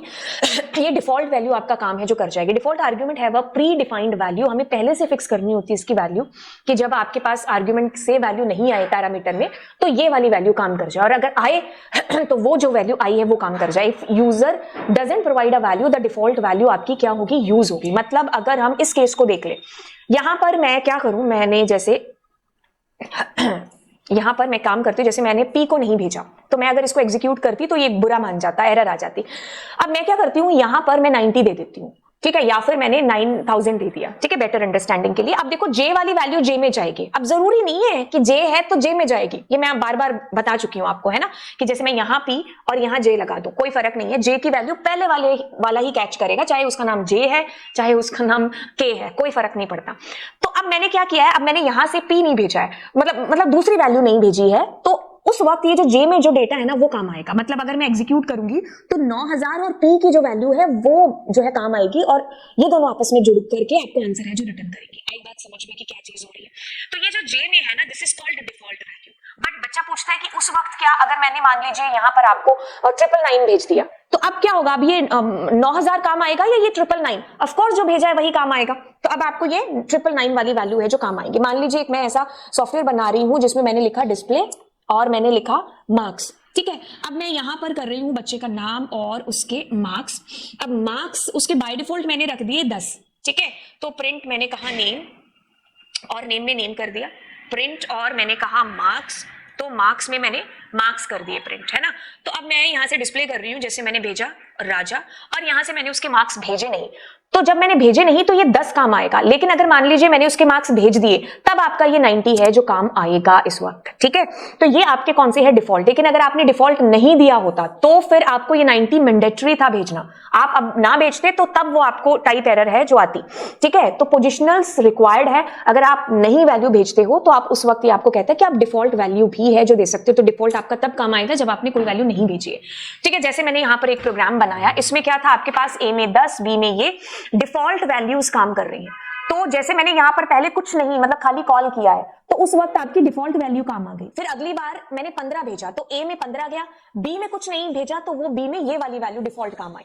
तो जब आप भेजोगे तो वो वाली वैल्यू काम आएगी जो आपने भेजी है। तो मैंने तीनों चारों केसेस आपको यहां पर बता दिए। अब आखिरी बचा हुआ है विच इज नेम्ड आर्ग्यूमेंट, या जिनको कीवर्ड्स भी बोला जाता है। किताबी भाषा कहती है कि specify arguments by their particular names. कैसे, इसको बताएंगे। Keyword argument are passed using the parameter name, order doesn't matter when using named argument. ये बड़ी इंपॉर्टेंट लाइन है कि इसका ऑर्डर मैटर नहीं करता। जैसे कि इसी से हम समझते हैं इस चीज को, जैसे कि मैंने यहाँ पर नाम भेजा और उसके मार्क्स भेज दिए। लिसन टू मी केयरफुली, क्या चीज हो रही है। तो नेम में जाएगा राजा और मार्क्स में जाएंगे 100, लेकिन अगर मैं उल्टा कर देती गलती से, या मैं इंटेंशनली भी कर रही हूँ, मैंने यहाँ 10 भेजा और यहाँ पर मैंने भेजे मार्क्स या फिर नाम भेज दिया किसी का, है ना, कोमल। तो अब देखो ऑर्डर तो जो है फिक्स है कि पहले वाला उसको नहीं पता आगे नेम लिखा है या क्या है, तो नेम में 10 गया, ठीक है, और मार्क्स में कोमल चला गया। तो अब आपने क्या किया, यहां पर उल्टी वैल्यूज भेज दी, मतलब ऑर्डर सहित वैल्यू जाएंगी। इसमें इतनी एआई नहीं है कि वो ये देखे कि अच्छा मार्क्स को इसमें भेजना और इसको इसमें भेजना है, ठीक है। अब हम क्या करते हैं, ऐसी चीजों से बचने के लिए हम कीवर्ड्स का इस्तेमाल करते हैं कि जैसे मार्क्स में मुझे 10 भेजना था तो मैंने marks is equal to tag लगा के भेज दिया कि ये मार्क्स के पास ही जाना चाहिए, और यहां पर मैंने टैग लगा दिया कि ये नाम में ही जाना चाहिए। तो अब ये इंटरचेंज नहीं होगा, अब जिसमें जो लिखा है वो उसी में जाएगा। यही कीवर्ड्स है आपके पास में। तो कीवर्ड्स आपने क्या किया, स्पेसिफाई कर दिया कि भाई तुझे इसमें ही जाना है वैल्यू, तुझे इसमें ही जाना है, ठीक है। तो तब आपके कीवर्ड्स हैं जो काम आते हैं। तो ये मैंने क्या लिखा था, specify arguments by there parameters name. जो पैरामीटर में नेम है ना वही आएगा। ऐसा नहीं है कि मैं यहाँ छोटा m भी दे दूंगी ना, Python is a case sensitive, उसको पता ही नहीं है छोटा मार्क्स क्या है। तो जो पैरामीटर में है वही एग्जैक्टली नेम आना चाहिए। Keywords argument are passed using the parameter name, ये हमने देख लिया। ऑर्डर कोई फर्क नहीं पड़ता, आप आगे पीछे कर दोगे या सही ऑर्डर में भी दोगे तो भी कोई फर्क नहीं पड़ता, क्योंकि वो वहीं जानी है वैल्यू जहां पर जानी चाहिए। तो इसके केसेस मैं देख लेती हूँ, अब बताती हूँ आपको क्या किया। बस कुछ नहीं, मैंने कहा ए में 10, बी में 20, तो ए में वैल्यू गई या बी में गई। अब ऑर्डर आपने आगे पीछे कर दिया, कोई फर्क नहीं पड़ेगा, वैल्यूज उसी में जाएंगी जिसमें जानी चाहिए, ठीक है।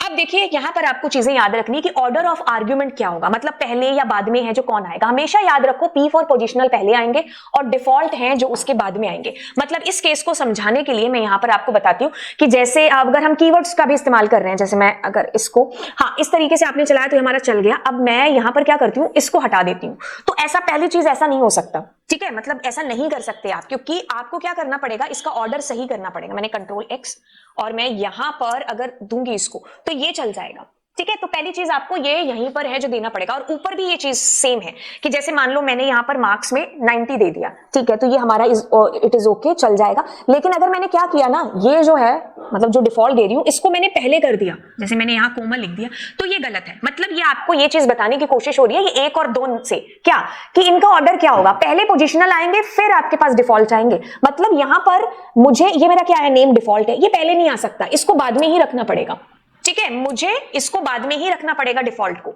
ये पहले नहीं आ सकता, यही सीक्वेंस है। तो ये मुझे कट करके यहां इसको डिफॉल्ट है जो बनाना पड़ेगा। पोजिशनल हमारे हमेशा पहले आते हैं, ये चीज ध्यान रखनी है। ये कतई खतरनाक जहर वाली चीज है जो मैं आपको अभी बता रही हूँ, ठीक है। अब ये कहता है रिमेंबर पॉइंट्स क्या है, ये वही चीज बार बार रिपीट हो रही है इसके अंदर। Positional argument must come first, ये चीज आप अपने दिमाग में कह लो कि भाई तू इसको घोट के पी जा। डिफॉल्ट आर्ग्यूमेंट फॉलोड बाय किसके, पोजिशनल के थ्रू। पोजिशनल पहले, P for positional, P for पहले। Positional argument must be pass first. एक ही चीज बार बार आपको जो है बोली जा रही है। अच्छा ये मैंने 2 बार लिख दी वैसे भी लाइन, व्हेन कॉलिंग, अच्छा ठीक है, कॉलिंग में भी हमें ध्यान रखना है कि पोजिशनल पहले ही आएंगे। Keyword argument can be passed in any order, ठीक है, कीवर्ड्स को किसी भी ऑर्डर में पास किया जा सकता है, क्योंकि उन्होंने तो उसी में जाना है जिसका नाम लिखा है ना। मुझे 50 मैं किसी को पार्सल भेज रही हूँ तो मैं नाम लिख के भेजूंगी, तो आगे पीछे भी जाएंगे तो भी कोई दिक्कत नहीं, जिसका नाम लिखा है उसको वो पार्सल मिल जाएगा। Default arguments use their pre defined value, अगर वैल्यू नहीं भेजी गई है, और अगर वैल्यू भेजी गई है तो वो वाली वैल्यू यूज करते हैं जो भेजी गई है, नहीं भेजी गई तो डिफॉल्ट यूज होती है। Positional argument can not appear after keyword argument. ये भी मैंने केस आपको बता दिया कि जब हम कॉल कर रहे होते हैं, देखो ठीक है, इसके लिए काम करते हैं, मैं इसको दोबारा आपको बता देती हूँ कि जैसे हमने इसको एग्जीक्यूट किया, हाँ ये चल गया। अब ये चीज हो रही है कि जैसे मैंने यहां पर लिखा नेम इज इक्वल टू, और मैं ये नहीं देती, मान लो इसके नंबर आए 90 10, ये नहीं हो सकता। तो ये जो आप कीवर्ड्स दे रहे हो ना, इससे पहले आपको पोजिशनल 90 है जो देना पड़ेगा। तो ऐसा नहीं हो सकता ऊपर फंक्शन डिफाइन के अंदर भी और फंक्शन कॉल के अंदर भी। Keyword arguments can override default argument, default values, ठीक है। तो अगर आपने कीवर्ड्स के थ्रू वैल्यू भेजी है तो चाहे वहां पर डिफॉल्ट में कुछ भी हो, कोई फर्क नहीं पड़ेगा, तो वो आपकी ओवरराइड हो जाएगी जो आपने वैल्यू भेजी है उससे। तो याद रखिए डिफॉल्ट तभी काम आएगा जब वैल्यू पास नहीं हुई, दैट्स इट, ठीक है। तो ये आपके पॉइंट्स टू रिमेंबर थे। बाकी ये सारे केसेस मैं आपको वन शॉट में बता देती हूँ। एक ऐसा केस आता है जब आप क्या कर रहे हो, ये बी है तो ये इसमें जाएगा, ये है तो ये इसमें जाएगा, ठीक है। तो आपके पास ए प्रिंट हुआ है विच इज 90 जो कि करेक्ट है। तो अब इस केस में क्या आया है, बी में 10 और ए में 90, यानी कि बी इसमें गया और ए इसमें गया, ये भी ठीक है। अब मैंने कहा बी में 10, तो यानी कि आपके पास ये वैल्यू इसमें गई और ये वैल्यू आपकी इसमें गई, तो ये ठीक है, ये भी केस इज ओके। मतलब मैं यहां पर हर केस आपको बता रही हूं। ये देखो P फॉर पोजिशनल पहले है और आपका डिफॉल्ट बाद में है, तो यहां पर तो आपने सीक्वेंस रखा है। तो ये अगर आप दोनों वैल्यू मतलब डिफॉल्ट रखना चाहते हो तो भी कोई दिक्कत नहीं है। डिफॉल्ट पहले नहीं आएगा, पोजिशनल पहले आएंगे। तो ये पोजिशनल पहले है, डिफॉल्ट बाद में है, ठीक है। तो आप क्या कर रहे हो, अब यहां पर वैल्यू पास कर रहे हो, ये वैल्यू इसमें जाएगी, ये वैल्यू इसमें जाएगी, ठीक है। अब इस केस में क्या हो रहा है, ये देखो पोजिशनल मतलब पोजिशनल आपका बाद में आ गया, डिफॉल्ट आपका पहले है, तो ये एक एरर है, ठीक है। अब इस केस में क्या हो सकता है, इस केस में जैसे आपके पास ये इसमें गया और ये भी आप इसमें भेज रहे हो, तो इसमें मल्टीपल डेटा जा रहा है, मतलब ए में ही आप वैल्यूज भेज रहे हो। ये केस बड़ा अच्छा है कि जैसे मैंने कहा कि ये वैल्यू अच्छा ये ए में चलेगी, अब ए में ही आप दूसरी वैल्यू भेज रहे हो, व्हाट अबाउट बी, तो ऐसे केस में आपको एरर आ जाएगी, ठीक है। अब ये केस क्या हो रहा है, इसमें मैंने यहां भेज दिया डेटा, इसमें भी मैंने यहां भेज दिया डेटा, ये भी दिक्कत है, चाहे आपने डिफॉल्ट यहां लगा ही क्यों ना दिया हो। तो ये भी दिक्कत है कि आप ए में मल्टीपल डेटा नहीं भेज सकते।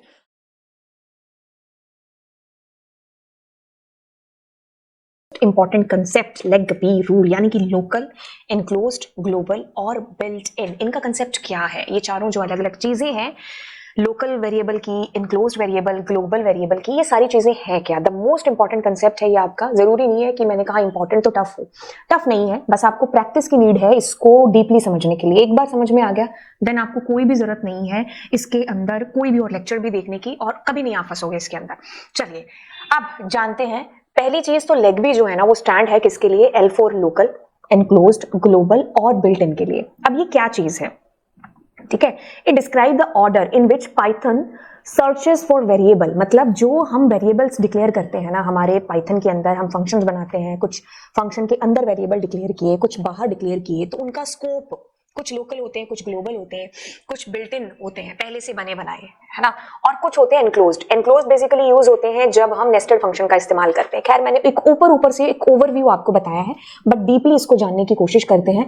लोकल का मतलब है variable define inside a function और ब्लॉक, मतलब हमने एक फंक्शन के अंदर, एक ब्लॉक के अंदर किसी भी वेरिएबल को डिक्लेयर किया, तो उसका जो जन्म है उस फंक्शन के अंदर हुआ और उस फंक्शन के खत्म होते हुए वो भी डिस्ट्रॉय हो जाएगा, वो है लोकल। लेकिन एनक्लोज्ड होता है डिफाइन इन एनक्लोजिंग फंक्शन, एप्लीकेबल कहां पर, नेस्टेड फंक्शन का कंसेप्ट जब आता है, क्योंकि एक फंक्शन है उसके अंदर दूसरा फंक्शन है, यहां पर जो आपने वेरिएबल डिक्लेयर किया ना, तो वो क्या हो गया, वो एनक्लोज्ड हो गया, नेस्टेड के अंदर का कंसेप्ट है ये, ठीक है।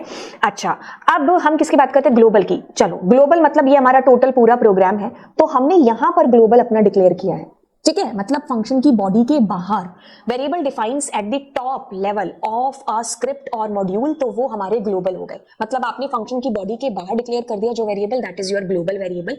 नाम से पता चल रहा है कि ये वेरिएबल आपके पूरे प्रोग्राम में कहीं पर भी एक्सेसिबल है। बिल्ट इन मतलब पहले से बने बनाए, जैसे प्रिंट फंक्शन एक बिल्ट इन है, लैन है, ये बिल्ट इन है, और जैसे पाई की वैल्यू है मैथ्स मॉड्यूल के अंदर जो कि फिक्स्ड है, बिल्ट इन पहले से बनी बनाई, ठीक है। तो ये बिल्ट इन हो गए। बिल्ट इन का स्कोप क्या है, वो भी पूरे के पूरे प्रोग्राम के अंदर आप कहीं पर भी उनको एक्सेस कर सकते हो, फंक्शन के अंदर बाहर वेरेवर, ठीक है। तो ये लेग बी रूल के एक मैंने आपको ओवरव्यू यहां से बता दिया है, और ये शॉर्ट में इनसाइड एक फंक्शन के अंदर, नेस्टेड के अंदर, फंक्शन की बॉडी के बाहर, और प्री डिफाइंड है पाइथन के अंदर, ठीक है। कहीं पर भी आप इनको फ्रीली यूज है जो कर सकते हो। अब हम एक एक करके इन सारे टुकड़ों को, इन सारे परतों को हम लोग खोलते हैं और जानते हैं कि हमारे पास लोकल वेरिएबल क्या है, ग्लोबल वेरिएबल क्या है, ये एनक्लोज्ड क्या है, बिल्ट इन क्या है। इन सब कॉन्सेप्ट को अब हम प्रैक्टिकली इनको एक प्रोग्राम के अंदर जमाते हैं और समझते हैं कि क्या लोकल। मैं पहले बता चुकी हूं कि फंक्शन के अंदर जैसे ही हमने एक फंक्शन बनाया और उसमें अगर हमने कोई वेरिएबल डिक्लेयर किया तो वो लोकल है, उसका जन्म वहां पर होगा। जैसे ही ये फंक्शन खत्म हुआ और फंक्शन की बॉडी के बाहर आए तो ये यहीं पर डेड हो गया। मतलब इसकी जो लाइफ साइकिल होगी वो फंक्शन की बॉडी के अंदर तक ही होगी, बाहर उसको कोई भी नहीं जानता होगा। जैसे बेसिक सा फंक्शन बनाया मैंने, ये फंक्शन, इसमें this is no this is local, जैसे इसको डिक्लेयर किया इसका जन्म हो गया। जैसे आप फंक्शन के बाहर आ गए, अगर आप यहां पर करने की कोशिश करोगे प्रिंट एक्स तो एरर आ जाएगी, कहेगा कौन है एक्स, क्योंकि इस एक्स को तो सारी दुनिया यहां, मतलब इस एक्स को तो यहां जानते हैं, इसके बाहर nobody knows. Local variable disappears when the function ends because they are mean to be used only inside a function. ठीक है, तो ये फंक्शन के अंदर ही पाए जाते हैं, इनका यूज स्कोप वहीं पर है।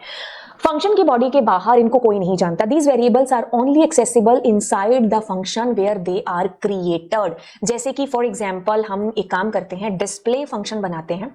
ठीक है, अब मैंने यहां पर लिखा मान लीजिए मार्क्स, और मार्क्स में मैंने वैल्यू डाली प्रिंट और मैंने कहा मार्क्स, ऐसे कुछ आ गए। ठीक है, अब मैं डिस्प्ले को कॉल करती हूं तो क्या होगा, एग्जीक्यूशन फ्लो क्या होगा, डिस्प्ले से जंप करके आप यहां गए, मार्क्स आए और हो गया। अब मुझे मान लीजिए बाहर मार्क्स को कभी प्रिंट कराना पड़े तो नेम एरर आपको आ जाएगी, क्योंकि नोबडी नोज मार्क्स को फंक्शन की बॉडी के बाहर। तो ये जो मार्क्स है ना, this is your local variable. ठीक है, फंक्शन की बॉडी के अंदर, मतलब यहां पर इसका जन्म हुआ, जैसे फंक्शन से बाहर आए, मतलब इस फंक्शन के अंदर अंदर इसको यहां जानते हैं। ठीक है, बाहर आते ही डिसअपियर, मतलब डेड हो गया ये।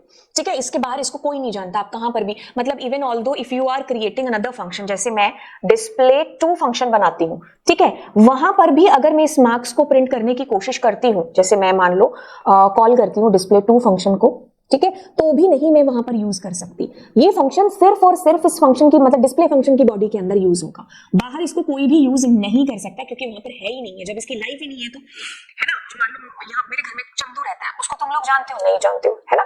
चलो, अब why can't we access local variable outside the function, इसका जवाब ऐसे हमें मिल चुका है। Python limits the scope of local variable to the function to maintain data encapsulation और हाइडिंग। मान लो मार्क्स थे, बहुत इंपॉर्टेंट थे, मुझे किसी को नहीं है उस मार्क्स को बाहर डिस्क्लोज करना, मैं उसको ग्लोबल नहीं डिक्लेयर करूंगी, है ना, तो वो फंक्शन के अंदर ही उसको डिक्लेयर किया, उनका काम हुआ, दैट्स इट। मान लो एज है ना, एज कितना इंपॉर्टेंट है कि हम एज नहीं बताना चाहते, तो मैं उसको फंक्शन की बॉडी के अंदर डिक्लेयर करके वही काम करा के ओके, तो बाहर उसको कोई भी ग्लोबली एक्सेस नहीं कर पाएगा। तो डेटा इनकैप्सुलेशन भी ऊप्स के अंदर का एक बड़ा मेजर कंसेप्ट है जो डेटा हाइडिंग के लिए काम में आता है। खैर, ये एक कह लो कि एक इसी को अचीव करने के लिए लोकल जो है वेरिएबल्स हम इस्तेमाल करते हैं, ताकि जो इंपॉर्टेंट डेटा है हम ना चाहें कि कोई बाहर उनको यूज कर पाए। ठीक है, तो लोकल का मतलब फंक्शन की बॉडी में उनका जन्म होना, वहीं पर यूज करना, दैट्स इट, बाहर उनको कोई नहीं जानता। What is global?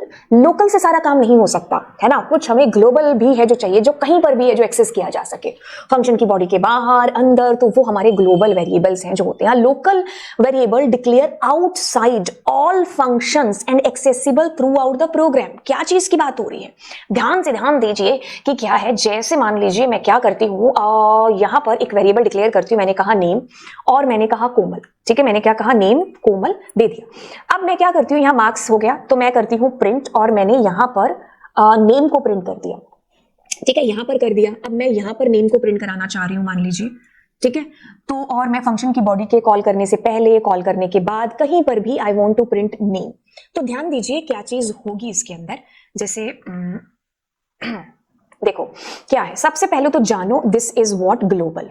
ठीक है, कैसे पता चला, क्योंकि फंक्शन की बॉडी के बाहर है। ठीक है, यहां से मतलब ये जो है ना, ये पूरे प्रोग्राम में कहीं पर भी एक्सेसिबल है। यहां से हम पहले यहां आए डिस्प्ले पे, मार्क्स ये क्या है, ये लोकल है। यहां पर क्या प्रिंट हो जाना चाहिए, कोमल। ठीक है, अभी हम प्रिंट करेंगे तो फिर मार्क्स आ गए आपके 90, वापस आए, वापस आकर के ये लाइन प्रिंट होगी विच इज व्हाट कोमल। मतलब मैं ये बताने की कोशिश कर रही हूं कि ग्लोबल्स आर एक्सेसिबल एवरीवेयर। फिर यहां से यहां गए तो यहां पर क्या हुआ, कोमल प्रिंट हो गया फिर से। अगर मान लो मैं यहां भी कुछ प्रिंट कराती नेम, तो यहां पर भी नेम प्रिंट हो जाता। तो आपका आउटपुट ऐसा आना चाहिए अकॉर्डिंग टू इसके। तो अगर हम इसको एग्जीक्यूट करते हैं तो हम पाते हैं कि हमारा आउटपुट इज सेम। तो आपको क्या चीज समझ में आई कि ग्लोबल जो है हमारे, वो थ्रू आउट हमारे प्रोग्राम की जर्नी में कहीं पर भी हम उनका इस्तेमाल, यूज है जो कर सकते हैं। लेकिन लोकल जिस फंक्शन में उनको हमने डिक्लेयर किया, डिफाइन किया, क्रिएट किया, बस वहीं पर, आउटसाइड उसके कोई भी उसको नहीं जानता। ठीक है, तो बात कुछ इस तरीके से है, दिस इज योर ग्लोबल।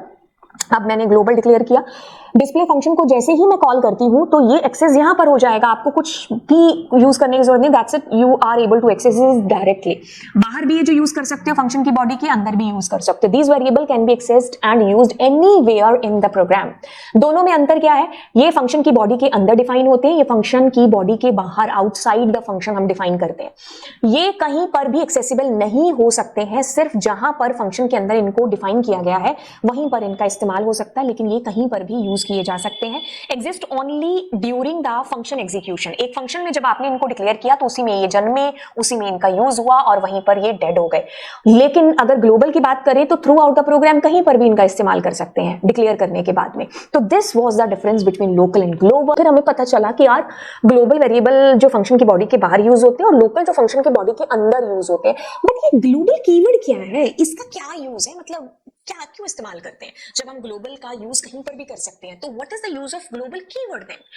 ध्यान से सुनिए। पहले किताबी भाषा कहती है कि if you want to modify, क्या कहा मैंने, मॉडिफाई, यानी कि चेंज करना चाहते हैं आप ग्लोबल वेरिएबल की वैल्यू को इनसाइड अ फंक्शन, फंक्शन के अंदर you want to change its value, तो ग्लोबल कीवर्ड का इस्तेमाल करना मैंडेटरी हो जाता है आपके लिए, बिकॉज इसका इस्तेमाल किए बिना आप नहीं कर सकते चेंज ग्लोबल की वैल्यू। विदाउट ग्लोबल कीवर्ड अगर आप कोशिश करोगे तो एरर आ जाएगी। Python treats the variable as a local by default. अगर आप करने की कोशिश करोगे तो बाय चांस आप मतलब बाय डिफॉल्ट आपको एरर भी आ जाएगी और वो उसको एज ए लोकल भी है जो ट्रीट करेगा। कैसे, दोनों कंडीशंस हम लोग देखते हैं। सबसे पहले समझते हैं यहां पर, जैसे कि यही ले लेते हैं हमारा लास्ट जो मैंने आपको लोकल ग्लोबल के बीच में अंतर बताया था ना, उसी वाला प्रोग्राम। देखो ध्यान से, जैसे मैं यहां पर मार्क्स को एक बार बाहर डिक्लेयर करती हूँ, ठीक है, मैंने कहा मार्क्स इज इक्वल टू मान लो 20, ठीक है। अच्छा, अब देखो जैसे मैंने ये वाला सेकंड वाला पॉइंट था, इसको देखो, विदाउट अ ग्लोबल कीवर्ड अगर आप उसको चेंज करते हो, listen to me carefully, without local अगर आप चेंज करते हो, मतलब विदाउट ग्लोबल कीवर्ड अगर आप मतलब चेंज करने की कोशिश करते हो तो वो उसको एज ए लोकल ट्रीट करता है। कैसे कि जैसे मैंने यहाँ पर मार्क्स लिखा, ठीक है, ये मैंने इसमें कोमल डाल दिया, अब ये फंक्शन कॉल हुआ, यहाँ पर मैंने चेंज करी ना इसकी वैल्यू, नहीं ये ग्लोबल नहीं है, ये तुम्हारा लोकल है, ठीक है। तो अब देखो देखो देखो देखो क्या चीज होने वाली है। एक काम करते हैं, नेम और मार्क्स दोनों ही प्रिंट कराते हैं हर फंक्शन के अंदर, यहां पर भी एंड यहां पर भी।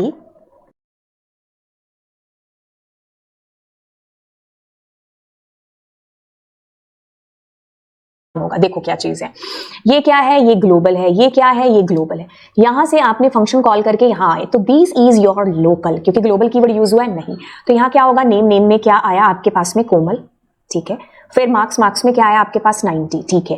अब आप इस लाइन में गए तो इसमें क्या आया, कोमल, और मार्क्स में क्या आया, 20, ठीक है, इस मार्क्स के अंदर। फिर आप यहां से इसके पास गए तो यहां नेम आया, नेम में क्या आया, कोमल, और मार्क्स में क्या आया आपके पास, 20। तो इस कदर आपका आउटपुट है जो बेसिकली आना चाहिए। अब ग्लोबल कीवर्ड का मैजिक देखना क्या होगा, तो आपके पास कोमल आपके पास कोमल 90, कोमल 20, कोमल 20, एक और कोमल है क्या नीचे, हाँ ये वाला भी तो प्रिंट होगा आपके पास, है ना, तो ये कोमल और फिर इसमें भी आपके पास 20, ठीक है। तो अब अपने आउटपुट को देखते हैं, दैट इज कोमल 90, कोमल 20, कोमल 20, कोमल 20, तो हमारा बिल्कुल यहां पर सही है। अब क्या करते हैं, अब हम दूसरी लाइन को देखते हैं, मतलब पहले वाली लाइन को। पहले वाली लाइन कौन सी है, ये वाली, कि अगर हम चेंज करना चाहते हैं वैल्यू तो क्या, तो उसके लिए हमें ग्लोबल कीवर्ड का यूज करना पड़ेगा, ठीक है। अब देखो क्या हुआ, मैंने यहां पर लिखा ग्लोबल और मार्क्स, ठीक है। अब ये आपका लोकल नहीं है, अब ये आपका ग्लोबल ही एज ए ट्रीट हो रहा है। तो एक बार इसको एग्जीक्यूट बाद में करेंगे, पहले खुद से देखते हैं कि इसका आउटपुट क्या आएगा। ये दोनों क्या है, ग्लोबल है। अब मैंने क्या किया, डिस्प्ले को कॉल किया, हम यहां गए। ग्लोबल कीवर्ड क्या करता है, मॉडिफाई करता है, चेंज करता है, अपडेट करता है आपकी ग्लोबल की वैल्यूज को। अब ये 20 नहीं है, अब ये 90 बन चुका है। तो जब आप नेम प्रिंट करोगे तो ऑब्वियसली कोमल प्रिंट होगा, ठीक है, क्योंकि ग्लोबल एक्सेस कहीं पर भी हो सकते हैं लेकिन चेंज ग्लोबल कीवर्ड के थ्रू ही होंगे। मार्क्स में क्या होगा, 90 प्रिंट होगा। अब यहां पर क्या होगा, आपके पास कोमल, ठीक है, यहां पर आपके ग्लोबल की वैल्यू चेंज हो चुकी है, ठीक है, चेंज हो चुकी है, तो which is not 20 which is 90 now. तो अब आप यहां पर इसको कॉल कर रहे हो तो इसमें क्या आएगा, कोमल और 90 बदली हुई वैल्यू, और इसमें आपके पास में क्या आएगा, कोमल, और नीचे शायद मैंने प्रिंट करा रखा है तो ये 90, ठीक है। तो चेंज ग्लोबल कीवर्ड से क्या मतलब पता चला आपको, बदलाव हो सकता है। अब मैं इसमें और चेंजेस करती हूँ, जैसे मैं क्या करती हूँ, यहां पर ये पुराने वाली वैल्यू भी लिखी रहने देते हैं। जैसे मैं इस फंक्शन की बॉडी के अंदर, ठीक है, ये फंक्शन की बॉडी में मैंने कहा ग्लोबल और नेम, ठीक है, नेम में मैंने क्या किया, नेम में मैंने कोमल तो है ही, राधा प्रिंट करा दिया। ठीक है, एक सेकेंड, और फिर क्या किया, ग्लोबल नेम और एक और मैं ले लेती हूं यही, ये मार्क्स वाला। ठीक है, और मैं क्या करती हूं, मार्क्स के अंदर, ठीक है, मार्क्स में मैं 1 दे देती हूं, है ना। अब मैं चलिए इसको एग्जीक्यूट करती हूं, तो अब क्या काम करने वाला है ये। ठीक है, इसको देखते हैं, एक सेकेंड। तो देखिए, सबसे पहले ये आपका क्या है, ग्लोबल। ठीक है, दिस इज योर ग्लोबल। यहां से आपने फंक्शन कॉल किया, आप यहां आए तो आपके पास मार्क्स 90 हो गया, तो क्या आना चाहिए, नेम तो वही कोमल आएगा, मार्क्स क्या आएंगे आपके 90। ठीक है, अब आप आते हो यहां पर नेम में क्या आएगा, आपके पास था कोमल और नीचे शायद मार्क्स हैं तो 90। अब आप फिर मतलब नीचे अब तो याद भी हो गया होगा, आपने इस फंक्शन को कॉल किया, ग्लोबल लिखा, दैट मींस आप अब मॉडिफाई कर सकते हो। तो नेम में अब आपके पास राधा होगी। ठीक है, यहां पर अपडेट हो चुका है आपका ग्लोबल, और मार्क्स आपके 20 नहीं अब 1 है, तो नेम में प्रिंट कराओगे तो that will be coming Radha, और मार्क्स के अंदर 1 आएगा। ठीक है, और फिर उसके बाद में ध्यान दीजिए, जब हम यहां नीचे दोबारा इनको कॉल करेंगे, मतलब कॉल नहीं किया है लेकिन हम प्रिंट करा रहे हैं, फंक्शन सारे काम होने के बाद में यहां पर प्रिंट करा रहे हैं, तो यहां पर क्या होगा, बदली हुई value which is what, which is Radha now, and marks के अंदर नॉट 20, इट विल बी 1, 1 आएगा आपके पास में। तो अगर मैं इसको एग्जीक्यूट करती हूं तो मैं ये चीज पाती हूं कि आपके पास कोमल 90, कोमल 90, राधा 1। ठीक है, तो ग्लोबल कीवर्ड से का समझे बबू, आप ये समझे कि आप ग्लोबल से वैल्यू को चेंज कर सकते हो, ग्लोबल कीवर्ड लगा करके ग्लोबल की वैल्यू को चेंज किया जा सकता है फंक्शन की बॉडी के अंदर। ठीक है, इस्तेमाल आप कर सकते हो, अगर मान लो मैं यूज करना चाहती हूं तो आप करो, लेकिन अगर आपको कुछ मॉडिफाई करना है then you need to use this keyword, global keyword. ठीक है, अगर मैं ग्लोबल कीवर्ड का इस्तेमाल नहीं करती हूं तो वो क्या करेगा, वो आपको एज ए लोकल ट्रीट करेगा और आपको एरर भी दे देगा। जैसे मैं यहां पर मान लो marks plus is equal to 90 करना चाहूं, है ना, मतलब ऑलरेडी मार्क्स में कुछ चेंजेस करना चाहूं तो ऐसा नहीं हो सकता, इट्स सेइंग कि अनबाउंड है, ऐसा नहीं कर सकते। लोकल वेरिएबल मतलब ये आपको या तो एज ए लोकल करना पड़ेगा, अगर ग्लोबल में आपको चेंज चाहिए, जैसे आई वांट टू चेंज कि ग्लोबल में ग्लोबल से चेंज हो जाए, है ना, ग्लोबल में चेंज हो, तो मुझे यहाँ मार्क्स लिखना पड़ेगा। तो अब ये 90 और 20 जुड़ करके फिर आपके जो है 110 आएंगे, नहीं तो नहीं। ठीक है, नहीं तो आपको एरर आ जाएगी। तो ऐसे करके आपको एरर भी आ सकती है और ये एज ए उनको ट्रीट भी कर सकता है लोकल वेरिएबल की तरह, डिपेंड करेगा कि आपने किया क्या अपने प्रोग्राम के अंदर। ठीक है, तो ये फंक्शन की बॉडी के बाहर है, this is what, this is global. अब आप यहां से इसको कॉल कर रहे हो एंड कॉल करने के बाद में, एक सेकेंड, कॉल करने के बाद यहाँ ग्लोबल कीवर्ड का इस्तेमाल किया, that means now you are able to change the globals value which was 100 but now ये चेंज होकर के 110 हो चुकी है। तो जब आप यहाँ प्रिंट करोगे तो 110 प्रिंट होगा और यहां पर भी आपके पास 110 है जो प्रिंट होने वाला है।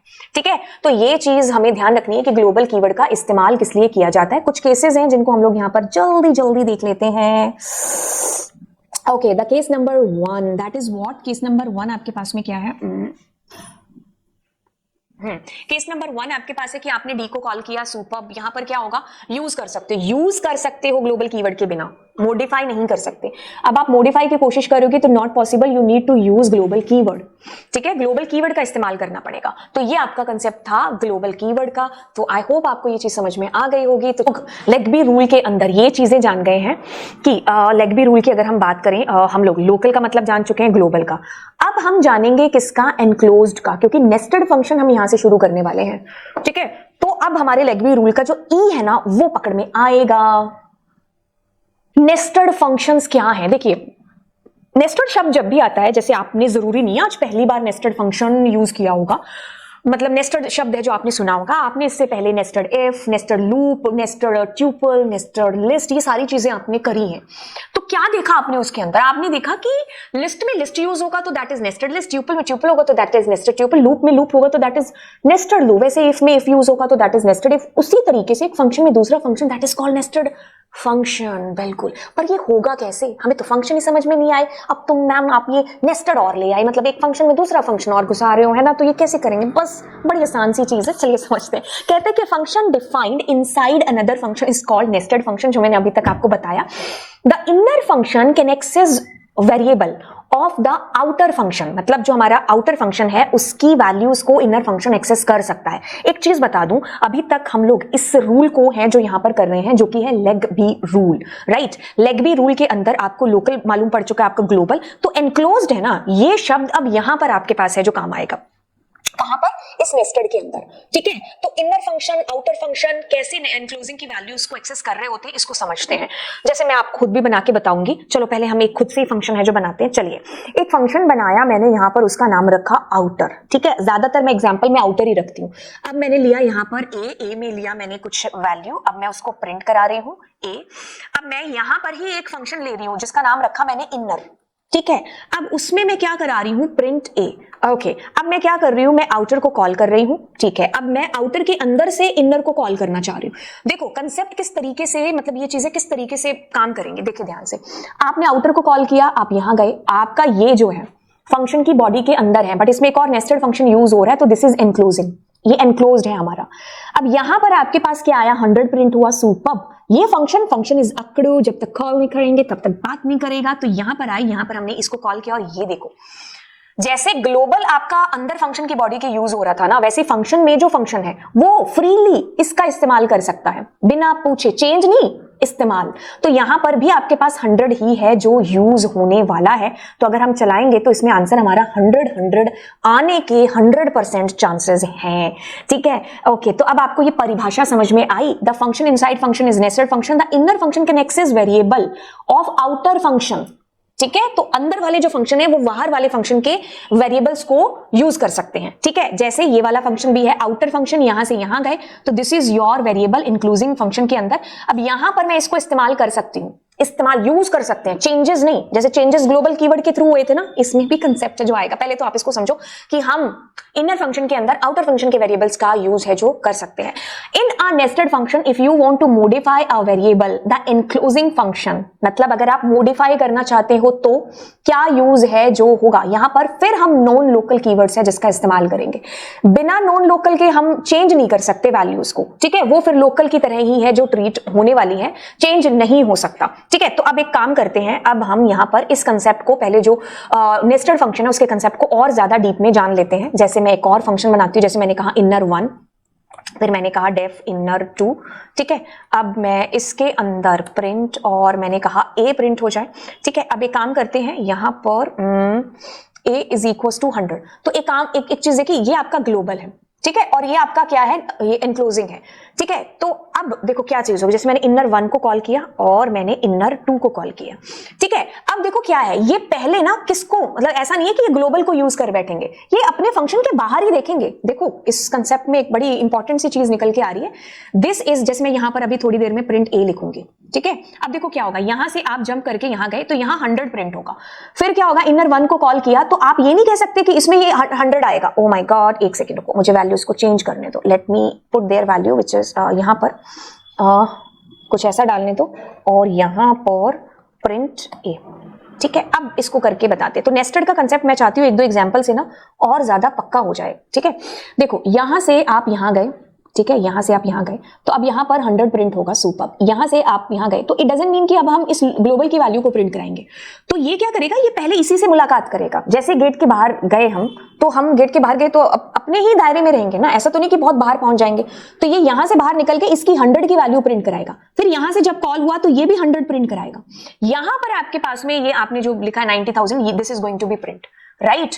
अब ध्यान से सुनिए, अगर इसके अंदर ये नहीं होता, मतलब पहले तो अपने इसको एग्जीक्यूट करते हैं, ठीक है। अब आया आपके पास में ये, लेकिन अगर इस केस के अंदर ध्यान से सुनिए, यहां ये 100 नहीं होता, तब आपके पास में ये ग्लोबल की वैल्यूज आती। उस केस में आप ये 90,000 हर किस्म में है जो पाते। तो आपको एक बार नेस्टेड का कंसेप्ट समझ में आ गया, बस ये मेन चीज थी आपको समझाना। अब उसके बाद में चलो हम बात करते हैं इसकी, किसकी, नॉन लोकल कीवर्ड की।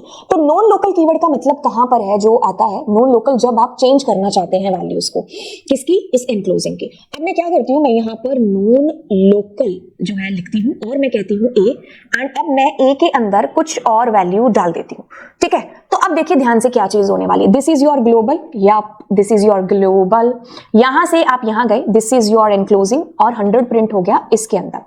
अब मैं इनर को कॉल किया, अब देखो मैंने नॉन लोकल है, मतलब मैं डायरेक्टली इसमें चेंज, बदलाव करूंगी। तो ये आपका 100 नहीं है, अब ये 1001 है। यहां पर आपका 1001 प्रिंट हुआ, जैसे ग्लोबल से ग्लोबल की वैल्यू में चेंज आया।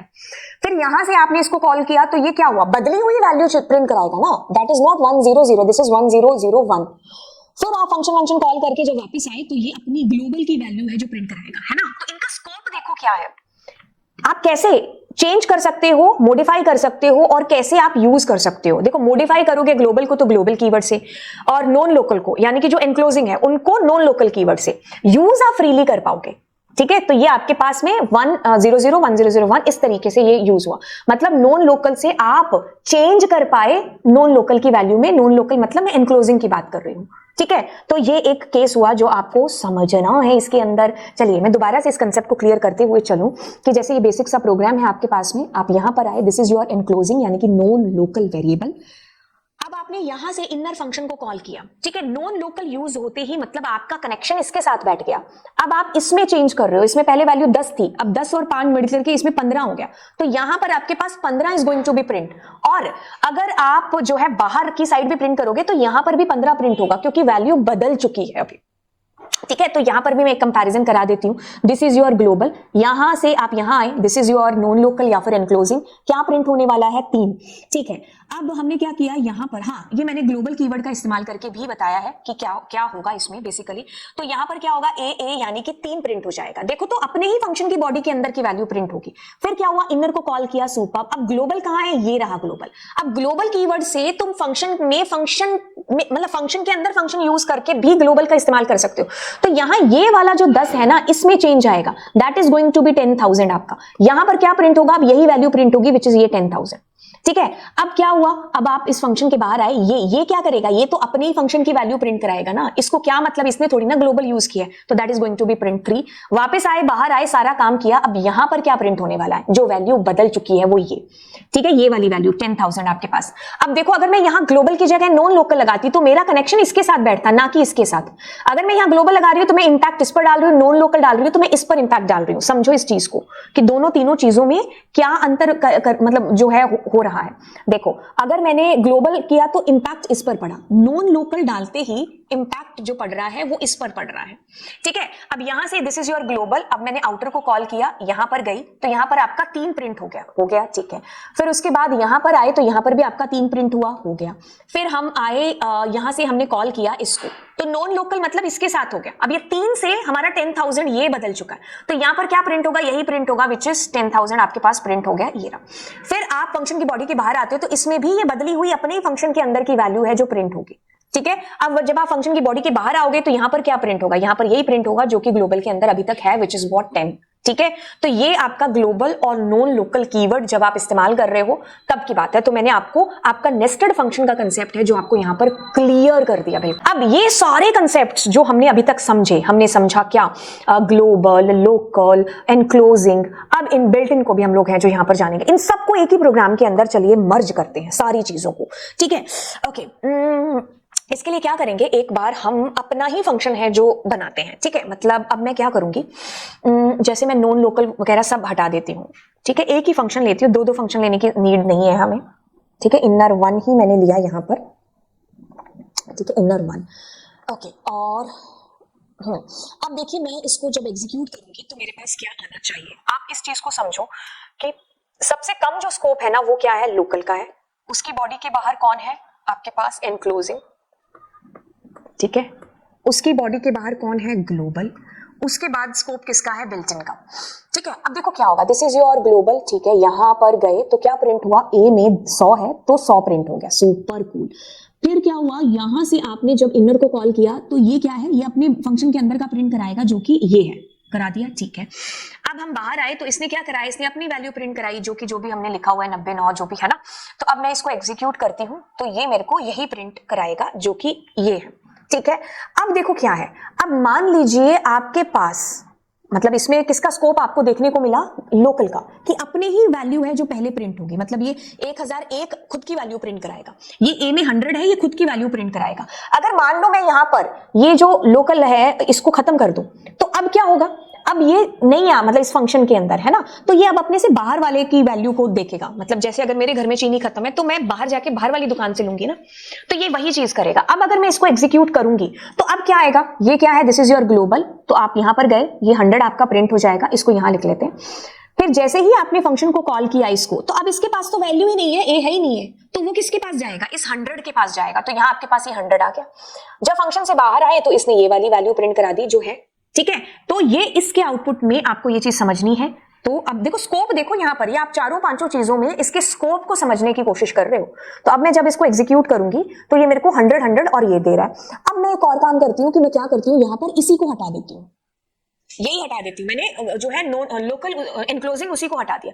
तो अब क्या होगा, ग्लोबल का मैंने क्या कहा, स्कोप पूरे प्रोग्राम में कहीं पर भी है। तो यहां से हम यहां गए, इसके खुद के घर में चीनी नहीं है तो बाहर गया, तो इसी में क्या प्रिंट हुआ आपका, ये 90,000।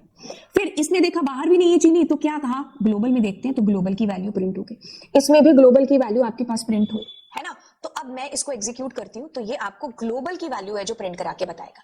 अब बिल्ट इन मतलब पहले से बने हुए, ठीक है। वैसे तो आप ये सारे फंक्शंस हैं जो बिल्ट इन यूज कर रहे हो, लेकिन अगर हम इसको इसमें वैल्यूज के तौर पर देखें तो हमने यूज किया होगा मैथ्स फंक्शन, है ना। तो फ्रॉम मैथ्स हम क्या इंपोर्ट करते हैं, एक वैल्यू है हमारे पास पाई की वैल्यू, है ना, जो कि क्या है, बिल्ट इन है 3.14। आप चाहे यूएस में बैठ के यूज कर रहे हो, चाहे इंडिया में बैठ के, आप चाहे किसी भी सॉफ्टवेयर में इस्तेमाल कर रहे होंगे, तो पाई की वैल्यू वही है जो यूज होगी, है ना। तो मान लो इस केस में अगर ग्लोबल नहीं होता, अगर मान लो यही नहीं लगाती तो एरर आ जाती है ऑफ कोर्स, लेकिन अगर यही वैल्यू नहीं होती ग्लोबल की, तो आपके पास में देखो हर जगह स्कोप किसका है, ये बिल्ट इन का। तो बिल्ट इन आपके पास में यूजेज होता, मतलब बिल्ट इन आपका पूरे प्रोग्राम में आप कहीं पर भी यूज है जो कर सकते हो। तो ये कंसेप्ट था आपका लेग बी रूल का। इसको एक बार थोड़ा सा हम और ज्यादा फर्दर डिटेल में जान लेते हैं। वैसे तो मैंने आपको सारी चीजें क्लियर करा दी, बस अब इसको यहां पर देखते हैं क्या है LEGB rule. Local, local की इंपॉर्टेंस देखो, यहां पर सबसे ज्यादा जो स्कोप है वो इसका है, फिर इसका है, फिर इसका है, फिर बिल्ट इन का है, ठीक है। यहां से आउटर कॉल होता है, ठीक है, यहां पर आए और मैंने पाई की वैल्यू देखी और प्रिंट हो गया 90। फिर यहां से हम यहां आए और 45 है तो 45 प्रिंट हो गया। अब ये बाहर वाला अपनी वैल्यू 23 प्रिंट कराएगा। मान लो मैं इसको गायब कर देती हूं, अब मतलब इसके पास अपनी खुद की वैल्यू नहीं है, तो क्या होगा, खुद के पास वैल्यू नहीं है तो बाहर गए एनक्लोजिंग के पास, आउटर कॉल हुआ, ये वैल्यू प्रिंट हुई विच इज 90। अब जब नहीं है तो ये इसी की वैल्यू, मतलब इसकी वैल्यू 90 प्रिंट करेगा, ठीक है। अब मान लो मैंने ग्लोबल भी हटा दिया यहां से, ठीक है, सॉरी मैंने ये एनक्लोजिंग हटा दिया यहां पर, तो अब ग्लोबल फ्रेम में आ जाएगा। तो अब यहां पर क्या प्रिंट होगा, इसके पास खुद के पास वैल्यू नहीं है, ये वाली, अब इसके पास भी वैल्यू नहीं है, बाहर गया यहां पर भी नहीं है, फिर ये यहां गया इसकी वैल्यू। तो अगर ग्लोबल भी फ्रेम में नहीं है तो वो जो ओरिजिनल वैल्यू है पाई की, that is going to be print, ठीक है। तो यहां इनर आउटर हर जगह आपकी बिल्ट इन वैल्यू है जो प्रिंट होगी। तो ये आपका क्या था, लेग बी रूल था, जो कि आपको समझना है, the most important rule. I hope मैंने आपको सारे के सारे केसेस इसके अंदर एक्सप्लेन कर दिए होंगे। तो चलिए फिर आपको मिलते हैं अगली क्लास के अंदर। Thank you so much.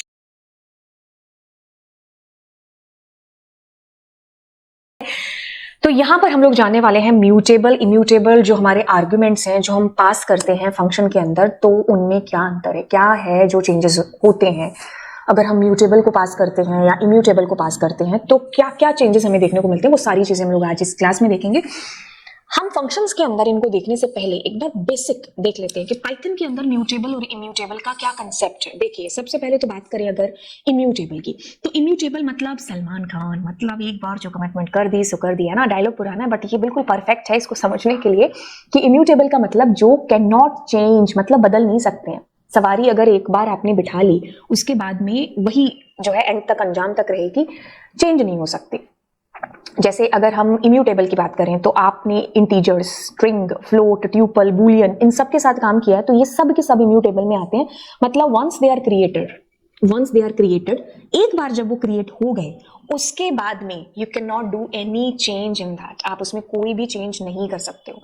But वहीं पर हमारा काम इससे तो चल नहीं सकता, हम ऐसे वेरिएबल्स लेकर के बैठ जाएं कि यार ये जो चेंज ना कर पाए, फिर हमारा काम कैसे होगा। मान लो मैं सॉफ्टवेयर पर काम कर रही हूँ और मुझे आज मैंने मतलब बच्चों के एडमिशन हुए और उन बच्चों का डेटा रखा, मुझे कल जो बच्चों के एडमिशन होंगे उनका भी उसी सेम में डेटा रखना है, तो मैं क्या करूंगी, इम्यूटेबल कहेगा बदल नहीं सकता, तो मुझे किसकी तरफ जाना पड़ेगा, उन वेरिएबल्स की तरफ जो कि म्यूटेबल है, जो कि कहते हैं कर लो यार चेंज, ठीक है। एक बार जब आपने इसको क्रिएट कर दिया उसके बाद में आप इसमें चेंज कर सकते हो। तो लिस्ट, डिक्शनरी, ये सारे जो डेटा टाइप्स हैं ये म्यूटेबल के अंदर आते हैं, ठीक है। बेसिक कंसेप्ट को अगर हम देखें, अगर पाइथन में फंक्शंस को देखने से पहले कि उसमें हम पास करते हैं, उससे पहले अगर मैंने मान लीजिए एक इंटीजर लिया, नहीं उससे भी पहले लेट सपोज अगर मैं एक ट्यूपल लेती हूँ, ठीक है, और अब इस ट्यूपल के अंदर मैं चेंज करने की कोशिश करती हूँ, तो वैसे वो आपको अंडरलाइन आ रहा है तो आप नहीं कर सकते, मतलब ऐसे चेंज, ठीक है। इसको मुझे, हाँ, तो अगर यहीं पर ये एक लिस्ट होता या डिक्शनरी भी होता तो ये चेंज करने के लिए अलाउ कर देता। अब जैसे मैंने मान लीजिए इसमें 90 रख दिया और पी में मैं चाहती हूँ कि प्लस हो जाए, तो ये तो क्या एक इंटीजर है और इंटीजर भी इम्यूटेबल है, आप कहोगे ये तो चेंज हो गया। एक्चुअल में क्या है कि अगर मैं इनका मेमोरी एड्रेस देखूं, आईडी देखूं, चेंज होने से पहले और चेंज होने के बाद में, तो दैट विल बी डिफरेंट। मतलब क्या है कि जो चेंज हुआ ना, चेंज होने के बाद में ये p नया ही क्रिएट हुआ है, ठीक है। इस 90 के अंदर कोई चेंज नहीं हुआ, p इज इक्वल टू 90 हमने अगर किया तो जो इस 100 आ रहा है वो एक नया वेरिएबल p है जो बना है, इसलिए एड्रेस इज डिफरेंट। बट वहीं पर अगर मैं कोई लिस्ट लेती और उसके जीरो में मैं अगर चेंज करने की कोशिश करती तो एड्रेस आपका सेम आता, क्योंकि सेम लिस्ट में चेंज हुआ है, ठीक है।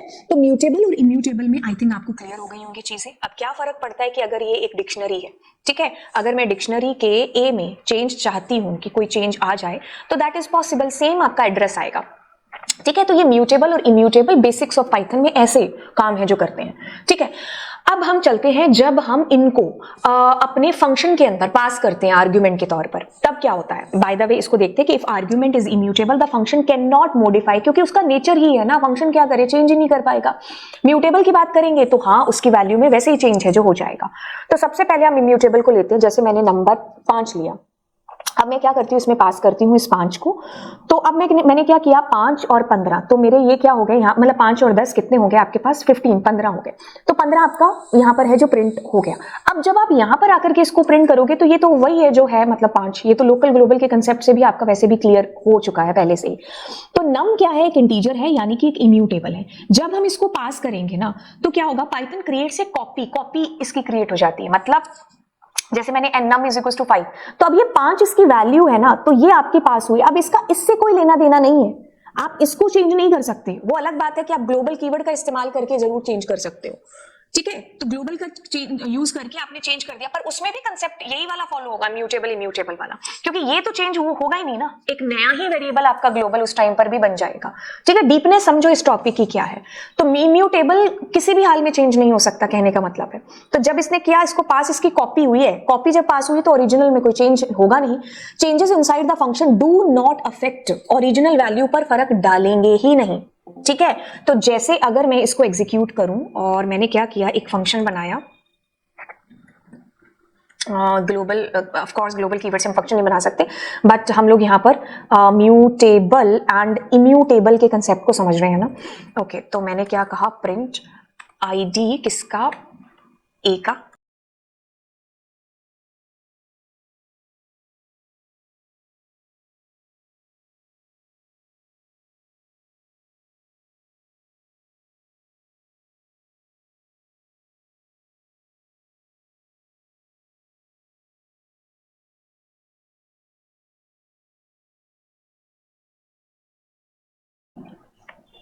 ठीक है। तो अब इसको समझो कि क्या चीज हुई इसके अंदर। दिस इज योर ग्लोबल, ठीक है। वैसे लोकल और ग्लोबल के कंसेप्ट को आपको, मतलब आपको समझ में आ गया, बस उस चीज से कंफ्यूज नहीं होना है। अब आपको मेन फोकस करना है कि जो आप आर्ग्यूमेंट पास कर रहे हो ना, वो म्यूटेबल है या इम्यूटेबल है। तो जैसे आपने इसकी आईडी प्रिंट कराई, तो इसका मेमोरी में इस एड्रेस पर जाकर के स्टोर है, और ए आपका 100 है, जो कि आना चाहिए, ना आता तो दिक्कत होती है ना। तो अब हम यहाँ गए, तो यहाँ पर ये क्या है, ये आपका पैरामीटर है, इसमें 100 की कॉपी पास हो गई, ठीक है। इसका इस 100 से कोई लेना देना नहीं है, ये आपका है जो है, ये आपका क्या है, ये लोकल है अब आपका, ठीक है। मतलब इसमें कॉपी गई है 100 की। अब आपने इस 100 में 10 को प्लस किया है, तो विच इज क्या हो गया, 110। और अब क्योंकि इम्यूटेबल है ना, अपने आप में चेंज करता ही नहीं है, तो इसका एड्रेस अलग होगा, क्योंकि वो एक नया ही वेरिएबल क्रिएट हो चुका है। तो जब आप यहाँ वापस आओगे, तो वापस आकर के तो यही वाले 100 ही प्रिंट होगा, और इसी का एड्रेस है जो आपके पास प्रिंट होगा। अब अगर ये कंसेप्ट आपको थोड़ा सा क्लियर हुआ है ना, तो इसको म्यूटेबल वाले के साथ में देखो, क्योंकि म्यूटेबल वाले में क्या होता है, वो अपने आप में ही चेंज है जो करता है, ठीक है, इम्यूटेबल कंसेप्ट। अब म्यूटेबल में क्या होता है कि अगर हम एक लिस्ट दे देते हैं तो हमारी लिस्ट पास होती है। अब क्या होता है कि अगर मैं लिस्ट में कोई चेंज करूंगी ना, तो यहाँ पर चेंज और यहाँ पर चेंज सेम रिफ्लेक्ट होगा मेरे को, ठीक है। तो एड्रेस विल बी सेम, क्योंकि इम्यूटेबल का मतलब ही यही है कि वो अपने आप में ही चेंज करता है। तो इंस्टेड ऑफ एन इंटीजर मैंने क्या किया, यहां पर एक लिस्ट ले ली, ठीक है। अब उस लिस्ट के अंदर मैंने क्या किया, चेंज कर दिया, ठीक है। तो अब देखो आपके पास हर बार एड्रेस क्या है, पहले तो देखो एड्रेस सेम है ना, फिर वैल्यू को आप देखो, तो एड्रेस में देखो आपने क्या किया, उसके 0th नंबर लोकेशन पर आपने वैल्यू चेंज कर दी। तो इसका मतलब ये चला कैसे होगा, तो सबसे पहले तो इसका एक एड्रेस और वैल्यू प्रिंट हो गई, जो कि है। फिर आपने क्या किया, कॉल किया, यहां पर उसको पास किया, तो ये ओरिजिनल कॉपी ही है इसकी। आप चेंज करोगे तो इसी में चेंज होगा। चेंज का एड्रेस देखो, बदलने से पहले, बदलने के बाद एड्रेस सेम, वैल्यू चेंज हो चुकी है, ठीक है। तो ये वाली चीज है जो आपने मेरे साथ यहां पर देखी। एक second, let me erase it.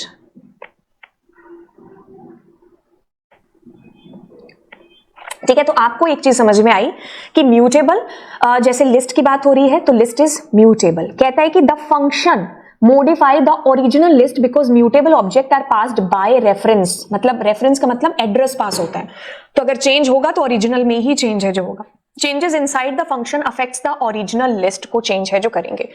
तो म्यूटेबल और इम्यूटेबल अंतर समझो। अलाउ करता है कि आपको चेंज करें, अगर इम्यूटेबल की बात करते हैं तो नो, इम्यूटेबल सेज नहीं चेंज करना, म्यूटेबल मतलब yes. Example integer, string, tuple, Boolean, float, ये सब इसके अंदर आते हैं। यहाँ पर लिस्ट, डिक्शनरी, सेट सारे म्यूटेबल डेटा टाइप के अंदर आते हैं। ठीक है, effect on function call, original आपके हमेशा सेम ही रहते हैं, यहाँ पर कॉल बाय रेफरेंस होता है तो इसलिए ओरिजिनल आपका चेंज हो जाता है। यहाँ पर सिर्फ उसकी कॉपी पास की जाती है आर्ग्यूमेंट की, पैरामीटर्स को, तो जब कॉपी पास होगी तो ओरिजिनल में चेंज होगा ही नहीं। तो ये आपका कंसेप्ट था म्यूटेबल का और इम्यूटेबल का, और आई थिंक आपको ये चीज समझ में आ गई होगी। तो चलिए फिर मिलते हैं एग्जीक्यूशन। देखिए क्या चीज है कि हम कर रहे हैं यूज किसका, फंक्शंस का। तो फंक्शन में जो फ्लो है एग्जीक्यूशन का वो किस तरीके से आगे फर्दर मूव ऑन होता है, मतलब कौन सी लाइन पहले बाद में चलती है, ये पता हुआ होना चाहिए हमें। ध्यान से सुनिए, पहले थ्योरी चीज पढ़ते हैं फिर इसको प्रैक्टिकली देखते हैं। कहता है कि Python starts executing the program from top to bottom approach इसमें यूज होती है। जहां पर भी आपने डेफ कीवर्ड यूज किया हुआ है ना, any function defined def is skipped until it is called. Python only stores the function definition in the memory. देखिए क्या चीज है, आपने कहा डेफ एक्स वाई जेड और काम किया, चीजें हुई, ठीक है, आपकी पहली लाइन यही होगी, ये डिफाइन किया हुआ होना चाहिए इसको कॉल करने से पहले। ठीक है, ये एग्जीक्यूट नहीं होगा, ये बस एक बार देखेगी कि अच्छा ये आपने डिफाइन कर लिया है, अब आफ्टर डेफिनेशन मतलब आफ्टर डिफाइनिंग अब हम इसको कॉल कर सकते हैं। तो ये मेमोरी में स्टोर हो जाएगा डेफ के बाद में कि अच्छा ये एक फंक्शन है जिसने चलना है कभी जब कॉल होगा तो, राइट। तो आपकी पहली लाइन डेफ और जो भी आपने फंक्शन का नाम लिखा हुआ है। When Python encounters a function definition def, it recognize and stores the function for later use। क्योंकि एक बार आपने फंक्शन कर लिया, आपने नाम लिख करके पैरेंथेसिस काम हो गया, तो अब वो एग्जीक्यूट तो तब तक नहीं होगा जब तक वो कॉल नहीं किया जाएगा, लेकिन हाँ बाद में यूज के लिए इसको स्टोर कर लिया जाता है। जब तक आप ये डिफाइन नहीं करोगे, अगर आपने कॉल कर दिया तो एरर आ जाएगी। ठीक है, तो ये आपके लेटर यूज के लिए स्टोर करके रख लिया जाता है। अब जैसे ये फंक्शन कॉल होगा, मान लो इसका नाम pyq है, तो याद किया जाएगा अच्छा pyq, चलो उसको लेकर के आओ, काम कराओ उससे। It does not execute the function called at this point. Execute तो भाई तब तक नहीं होगा जब तक हम इसको इसके नाम से पुकारते नहीं है। ठीक है, तो मैंने कहा ना फंक्शन इज अप, आप उसको नाम से नहीं बुलाओगे काम ही नहीं करेगा। तो आपने क्या किया, डेफ एक्स वाई जेड जो भी फंक्शन का नाम रखा, काम कराया, until unless you are not calling to this function this is not going to be execute। But ये लाइन आपकी पहले मेमोरी में जाकर के स्टोर हो जाएगी, मतलब कि ये नाम का एक फंक्शन है जिसको फ्यूचर में कभी यूज किया जाएगा। फिर अगला स्टेप आपको ये भी याद रखना है कि Python start executing the function line by line. जैसे ही वो फंक्शन कॉल हुआ, जैसे ही ये function X Y Z call हुआ, अब इसके अंदर एक एक लाइन इसकी लाइन बाय लाइन एग्जीक्यूशन है जो होगा, क्योंकि Python is an interpret language. ठीक है, top to bottom approach use होती है क्योंकि पहले ये डिफाइन किया हुआ होना चाहिए, फिर यहाँ पर इसको कॉल है जो करेंगे, मतलब यहाँ इसे पहले भी कॉल नहीं कर सकते, before that it is going to be define first. ठीक है, starting from the first line inside the function block, एक एक करके सारी लाइंस एग्जीक्यूट होती हैं। Python execute all the statement inside the function sequentially, क्योंकि पाइथन इज इंटरप्रेट, तो एक एक करके सारी लाइन एग्जीक्यूट होंगी until unless आप रिटर्न से नहीं मिल जाते या फिर फंक्शन की लास्ट लाइन नहीं आ जाती। रिटर्न मैंने क्या समझाया था कि जहां पर भी आप यूज करते हो ना वो आपके फंक्शन की लास्ट लाइन होता है। रिटर्न स्टेटमेंट जरूरी नहीं है कि हर प्रोग्राम में हो, अगर है तो अच्छी बात है, नहीं है तो भी कोई बात नहीं। If a return statement present, Python stop executing the function and return the value जब जिसने कॉल किया है। ठीक है, जैसे अगर ये एक फंक्शन है एक्स वाई जेड और काम कराया, यहां पर आपने रिटर्न किया, ठीक है, यहां पर ये फंक्शन कॉल हुआ है, तो जो आंसर आप रिटर्न करोगे ना वो ये रिसीव करेगा जिसने फंक्शन कॉल किया, और फंक्शन कॉल होगा उसी के नाम से ही। After completing the function execution, Python resumes execution from the line following the function call. देखो अब जैसे मैंने एक फंक्शन बनाया एक्स वाई जेड, ओके, तो मैंने यहाँ पर रिटर्न कर दिया कुछ भी। अब मेरा जब फंक्शन यहाँ पर है, कुछ मान लो एक्स रिसीव कर रहा है, आया यहाँ पर, अब इसके बाद की लाइनें आपकी चलेंगी। ठीक है, हम रिटर्न भी होते हैं, वापस भी आते हैं, और फिर उसके बाद की लाइनें हैं जो चलाते हैं। जैसे इसको एक बार प्रैक्टिकली हम देख लेते हैं कि जैसे हम कोई भी फंक्शन बनाते हैं, जैसे मैंने कहा ओके बाय फंक्शन, अब ये पहले चेक होगी लाइन कि हाँ डिफाइन किया हुआ है ना, बाद में चाहे हम उसको यूज करें या ना करें। तो मैंने कहा print yes I am inside function. ठीक है, अब मैंने यहां पर कर लिया रिटर्न। ठीक है, रिटर्न में मैंने 90 रिटर्न कर दिया और मैंने कहा p is equal to okay by function and then I am going to print this p। अब देखो फ्लो ऑफ एग्जीक्यूशन कैसे चलेगा, मतलब आपको आउटपुट क्या आएगा उससे अभी मतलब नहीं होना चाहिए, आपको मतलब होना चाहिए कि फ्लो ऑफ एग्जीक्यूशन एक नंबर लाइन, यहां पर लाइन नंबर 1 है जो आपकी काम आएगी, फिर 2 नंबर लाइन में आप यहां से कॉल करके गए हो, मतलब 1 के बाद में आपकी 4, ठीक है, मतलब वैसे मैं स्टेप बता रही हूं 2, लेकिन ये लाइन आप यहां से देख सकते हो। 4 के बाद में आप फिर से 1 के ऊपर गए, 1 के बाद आपकी 2 नंबर लाइन चली, 2 के बाद आपकी 3 नंबर लाइन चली, 3 के बाद आप वापस 4 नंबर लाइन पर इसी पर आते हो, क्योंकि आंसर 90 वापस भी तो करना है आपको। वापस करने के बाद आपकी 5 नंबर लाइन फिर से चलती है, तो ये आपका फ्लो ऑफ एग्जीक्यूशन इसके अंदर है जो रहा है। अगर मान लीजिए आप इसके अंदर रिटर्न का यूज नहीं करते तो भी कोई दिक्कत नहीं है, रिटर्न के बाद अगर कोई लाइन, मतलब जैसे अगर मैं कहूं कि मैं रिटर्न का यूज नहीं कर रही, ठीक है, मैंने यहां पर भी रिटर्न नहीं किया, मैं यहां पर मान लो कुछ भी ओपी प्रिंट कर रही हूं, आउटपुट क्या आएगा हमें उससे कोई मतलब नहीं है। अभी इसका फ्लो ऑफ एग्जीक्यूशन देखो, पहले 1 नंबर लाइन, फिर उसके बाद में 3 नंबर, मतलब पहले स्टेप 1 स्टेप 2, फिर उसके बाद 1 नंबर लाइन एग्जीक्यूट होगी कि भाई तुम्हें इस फंक्शन को तुम्हें कॉल किया है, चलो काम करो, फिर उसके बाद ये 2 नंबर लाइन, ठीक है, फिर उसके बाद हम वापस आते हैं उसी लाइन पर जिसपे हमने कॉल किया है। अब उसके बाद की लाइन आपकी एग्जीक्यूट होगी जो कि 4, ठीक है, यहां पर कुछ आपने रिटर्न या कुछ तो होगा नहीं, मतलब इससे तो सिर्फ आप वापस आ रहे हो, फिर ये वाली लाइन आपकी एग्जीक्यूट है जो बेसिकली होगी, ठीक है। वापस भी आते हैं हम फंक्शन का सारा काम कराने के बाद में जहां से हमें कॉल किया गया है, ठीक है, रिटर्न होता तो हम वैल्यू लेकर के आते, अब बिना वैल्यू के हैं जो आ रहे हैं, क्योंकि आगे वाली लाइंस भी तो हमें एग्जीक्यूट करनी है, ठीक है। तो फ्लो ऑफ एग्जीक्यूशन में आपको कुछ चीजों को जानना जरूरी है कि फंक्शन कॉल होने से पहले उसको डिफाइन करना जरूरी है, क्योंकि फिर वो मेमोरी में जाकर के स्टोर हो जाता है कि हाँ इसको कभी आगे फ्यूचर में इसका यूज है जो किया जाएगा, ठीक है। तो इस वजह से उसको डिफाइन करना मैंडेटरी है। तो पहली लाइन हमारी वही है, फिर फंक्शन कॉल है जो होता है, फिर दोबारा से जैसे हमने फंक्शन कॉल किया तो उसकी डेफ लाइन चलेगी, उसके अंदर की एक एक लाइन एग्जीक्यूट होगी, रिटर्न है तो हम वापस रिटर्न होंगे जिसको कॉल किया है, फिर उसके आगे की लाइनें आपकी चलेंगी। तो इस तरीके से आपके प्रोग्राम का फ्लो ऑफ एग्जीक्यूशन है जो चलता है। तो चलिए फिर आपको मिलते हैं अगली क्लास के अंदर। Thank you so much. आपको लगता है कि फंक्शन में कोई एक ऐसा टॉपिक जो कि आपको मुझसे पढ़ना हो तो आप नीचे कॉमेंट सेक्शन में डालिए। बाय द वे मैंने सारे 5 मिनट्स में चीजें कंप्लीट कर दी हैं। तो चलिए फिर मिलते हैं आपको नेक्स्ट क्लास में। बाय।